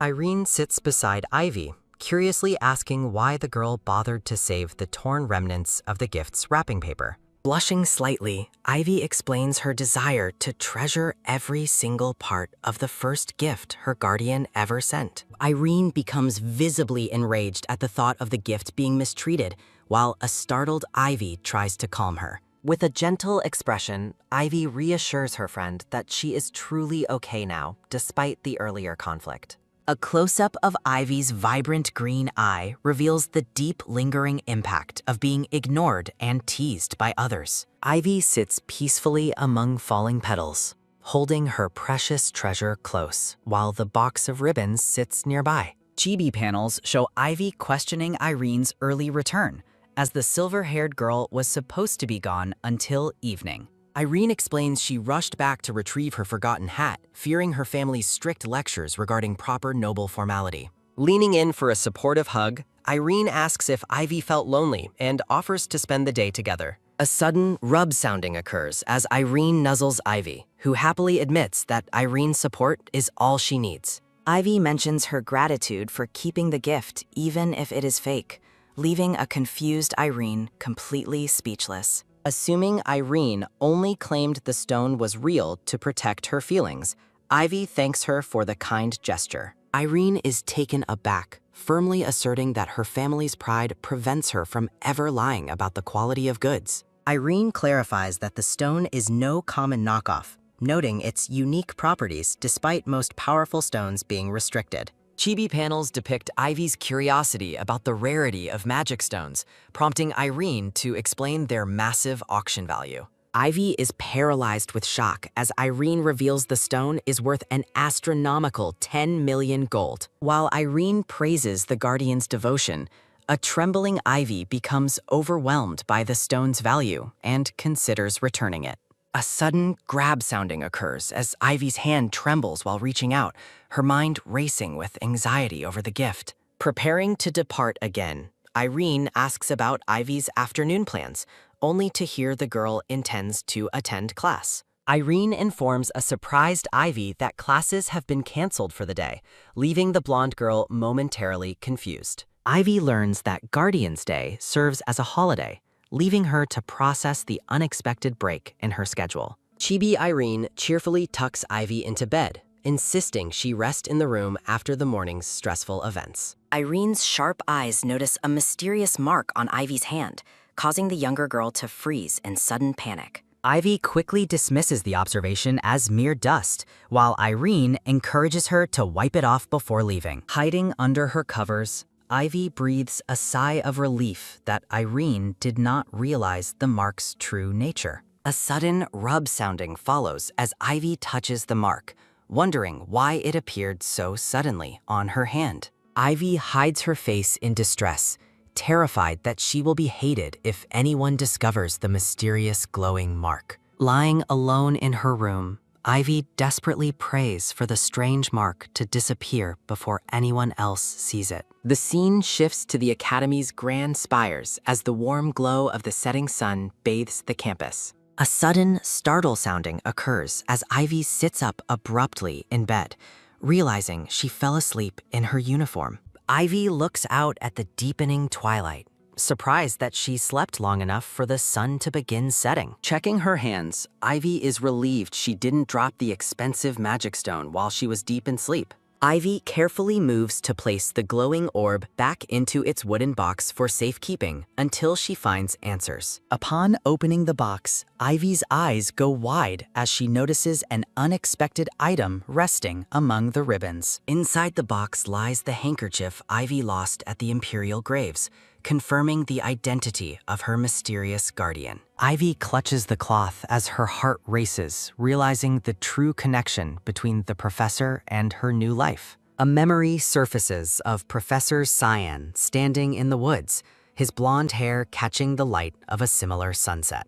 A sudden dash sounding follows Ivy as she runs through the forest, determined to find the professor at sunset. Ivy hopes to reach the meeting spot before nightfall, eager to thank Professor Cyan for his overwhelming kindness. A sudden rustle sounding occurs as Ivy pushes through the thick bushes, her eyes searching the clearing ahead. Ivy intends to ask if the rare gift was sent by mistake, fully prepared to return it if necessary. Ivy spots a man's silhouette standing near the graves, his presence matching the memory of their first meeting. With a hopeful shout, Ivy calls out to Professor Cyan, her voice echoing through the quiet, sun-drenched clearing. A sudden hum sounding emanates from the orb in Ivy's hands as a mysterious golden crest begins to glow. The magical crest on the back of Ivy's hand resonates with the stone, pulsing with a brilliant golden light. The blonde man turns his head at the sound of his name,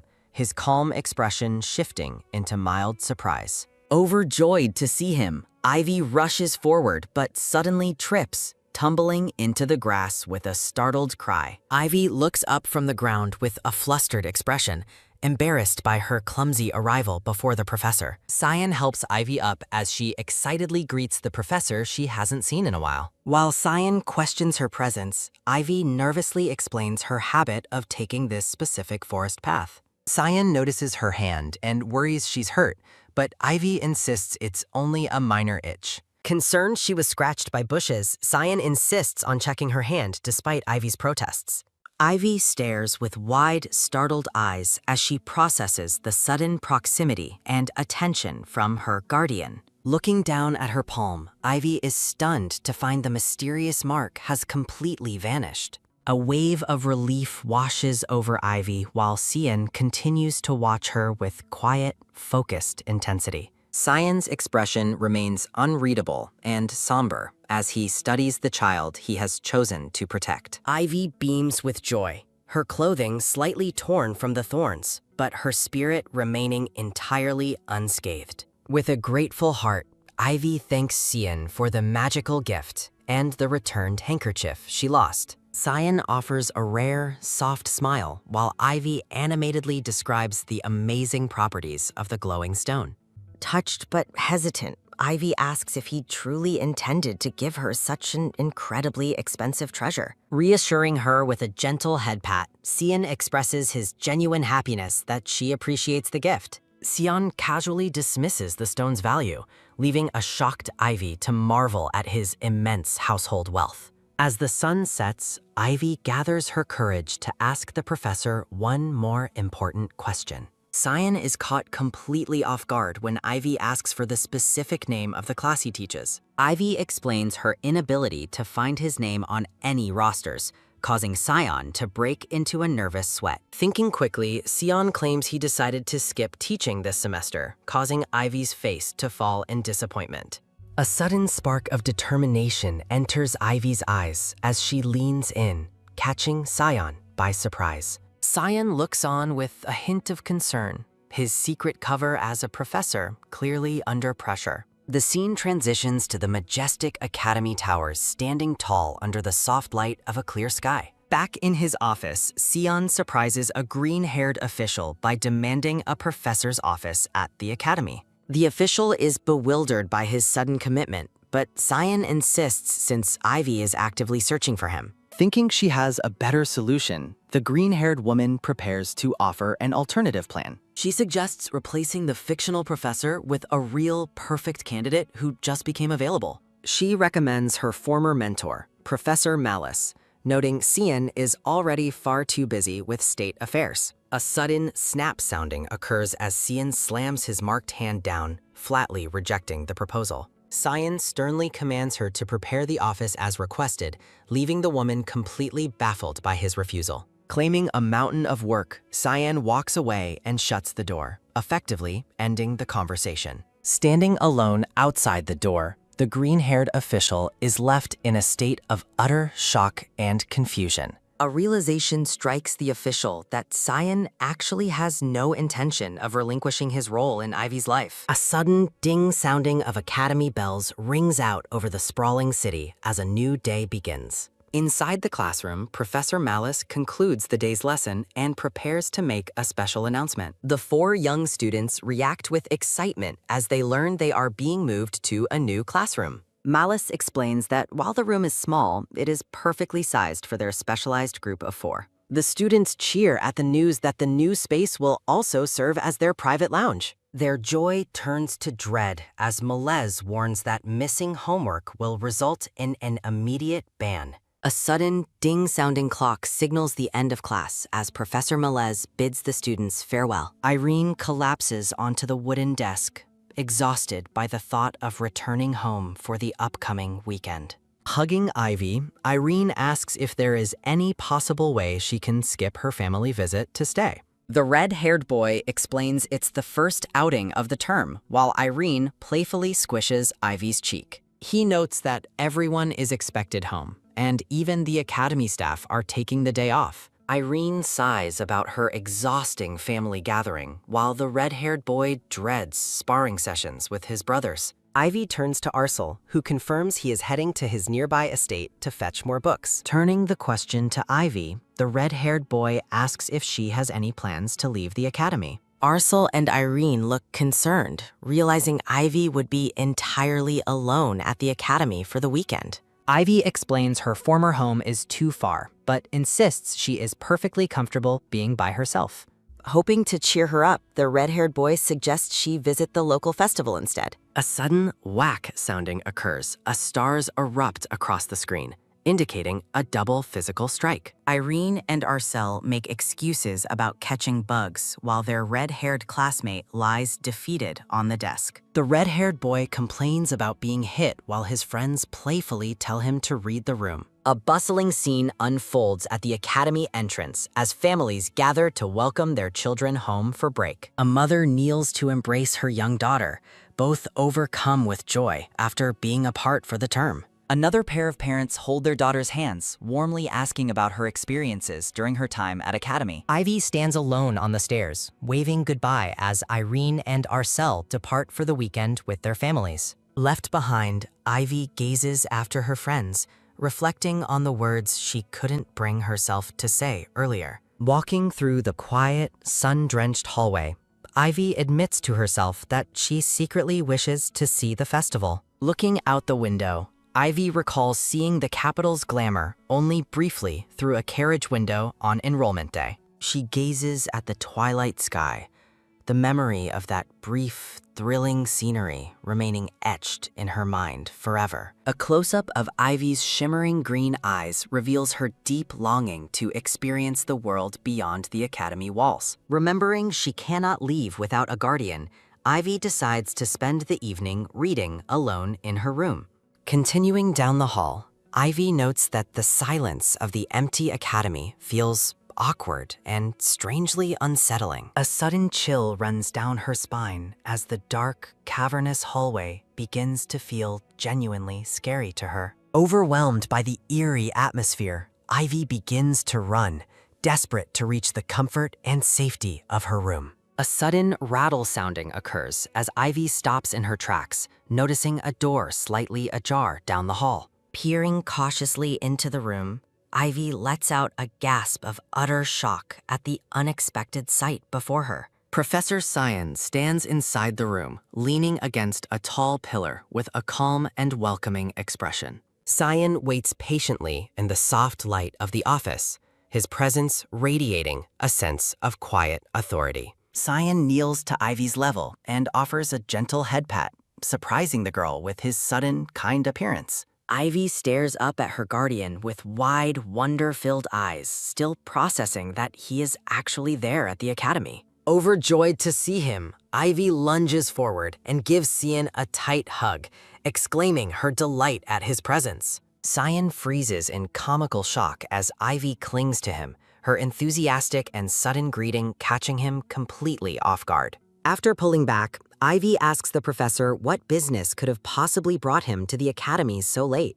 Cyan begins to explain his presence, his eyes softening as he looks down at the excited young girl. The scene shifts to the academy's grand towers as the sky transitions into a deep, starlit twilight. Ivy gazes around the office in awe, commenting on how neat and wonderful the professor's workspace appears to be. Cyan explains that he wanted to show her around his official office, delighting the starry-eyed girl with the tour. Ivy runs toward the massive bookshelves, amazed by the sheer number of volumes stored in the professor's collection. A nervous Cyan confirms he has read every book, while Ivy marvels at his intelligence and incredible dedication. Cyan tries to maintain a dignified, professional appearance, though the weight of his secret role clearly stresses him. Ivy scans the titles, confused by the wide variety of rare languages like Rashid and Rambad on the shelves. Cyan realizes that Serafina went far too overboard when preparing the rare language professor cover for his fake office.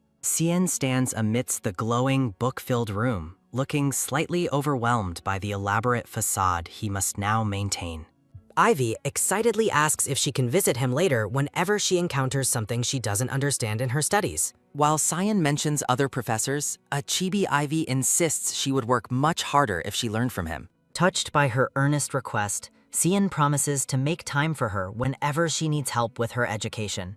Ivy is moved to tears by his overwhelming kindness, while Cyan admits he is completely weak to her face. Cyan suggests she leave a letter on his desk if he's not around, and Ivy happily agrees to the plan. A sudden boom sounding of fireworks startles Ivy as she stands beside the professor in the quiet office. Ivy's eyes widen in surprise as a bright light illuminates the room, drawing her gaze toward the large window. Cyan explains that the city festival has finally begun as colorful fireworks explode across the darkened night sky. While Cyan finds the display noisy and unnecessary, Ivy is completely captivated by the brilliant lights over the city. Ivy places her hand against the glass, letting out a soft wow as she watches the fireworks shimmer. Mesmerized by the spectacle, Ivy exclaims that the festival lights are the most beautiful thing she has ever seen. Cyan watches Ivy with a quiet, pensive expression, noting how much she truly enjoys the simple, festive celebration. Cyan catches Ivy off guard by asking if she would like to go down and see the festival herself. Ivy hesitantly declines, claiming she isn't that curious and it's getting late, despite her clear interest in going. Cyan expresses deep disappointment, claiming he had truly hoped to see the festival together with her tonight. Seeing Cyan's fake loneliness, a panicked Ivy reacts comically as her resolve quickly crumbles under his subtle guilt. Ivy shouts her change of heart, admitting she loves festivals and desperately wants to go with the professor. Cyan wears a subtle, satisfied smirk, pleased that his little nudge worked perfectly on the hesitant Ivy. The city festival is alive with vibrant banners and glowing lanterns, filled with the sounds of a noisy crowd. Sion and Ivy arrive at the bustling celebration, where the young girl is immediately mesmerized by the magical atmosphere. Sion gently offers his hand to Ivy, ensuring they stay close together amidst the sea of excited festival-goers. Sion looks down at his ward with paternal warmth, while Ivy stares back with shimmering, wonder-filled green eyes. Hand in hand, they begin their evening stroll, walking through the sparkling lights and festive energy of the capital. A sudden, loud cheer sounding nearby draws Ivy's attention to a stall displaying rows of glistening meat skewers. They pass a shop filled with glittering jewelry and trinkets, catching the light as the crowd surges around them. A sudden, quick stop sounding occurs as Ivy freezes in place, her attention captured by a nearby attraction. Pointing eagerly toward a booth, Ivy asks the professor what kind of game the people are playing over there. Sion explains it is a balloon dart game where successfully hitting a target earns the player various prizes. Sion encourages her to try, but a flustered Ivy frantically declines, insisting she is fine just watching others. Despite her polite refusal, Ivy's intense gaze and clasped hands reveal how much she secretly wishes to play. Trying to hide her longing, Ivy tugs on Sion's arm and suggests they move on to look at something else. Sion realizes with a heavy heart that Ivy is habitually suppressing her own happiness to avoid being a burden.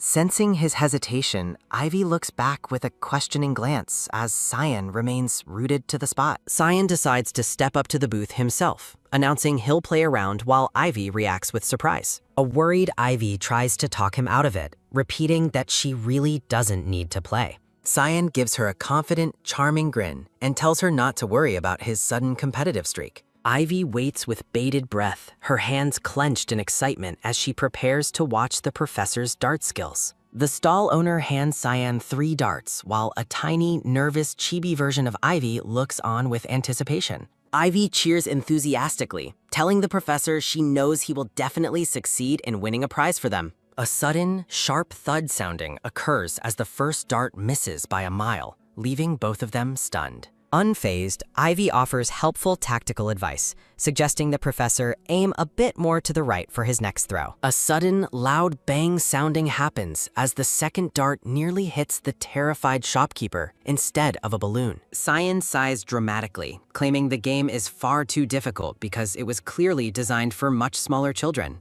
Turning the tables, Sion asks Ivy if she would be willing to step in and save him from embarrassment. Sion kneels and places the final dart in Ivy's hand, telling her he's counting on her to win. Determined not to let the professor down, Ivy agrees to do her absolute best with their very last chance. Ivy takes a deep, steadying breath and focuses all her attention on the target with intense, sparkling eyes. With a sudden, swift whoosh sounding, Ivy throws the dart with every bit of her newfound resolve and hope. The shopkeeper congratulates Ivy on her perfect hit, much to the young girl's shock and burgeoning delight. The prize is revealed to be a soft pink squirrel doll, adorned with a bright yellow bow. Ivy hops with pure joy, holding the doll and urging Sion to take it since she won it for him. Sion is surprised when Ivy admits the squirrel wasn't actually the specific prize she had her eye on. Ivy gazes longingly at the much larger bear on the shelf, finally admitting what she truly wanted all along. Sion teasingly suggests returning the squirrel since it's not the right one, sending Ivy into a comical panic. Realizing she can keep it, Ivy squeezes the doll tight, while Sion celebrates the success of his subtle plan. Ivy looks down at her new friend, marveling at the fact that she finally owns something just for herself. Overcome with emotion, Ivy hugs the squirrel tight to her chest, her face glowing with genuine, unbridled happiness. Sion watches her with a contented look, though Ivy is far too busy celebrating to notice his quiet gaze. Sion suggests finding something else to see, and a beaming Ivy is more than happy to follow his lead. As they turn to leave, a sudden surge in the crowd separates them, catching Sion completely off guard. Sion looks back over his shoulder with a nervous sweat, frantically checking to see if Ivy is still behind him. A sudden, chilling zoom sounding occurs as Sion's eyes fill with absolute horror. at the empty space beside him. Standing alone in the middle of the crowded festival street, Cyan calls out Ivy's name in a desperate panic.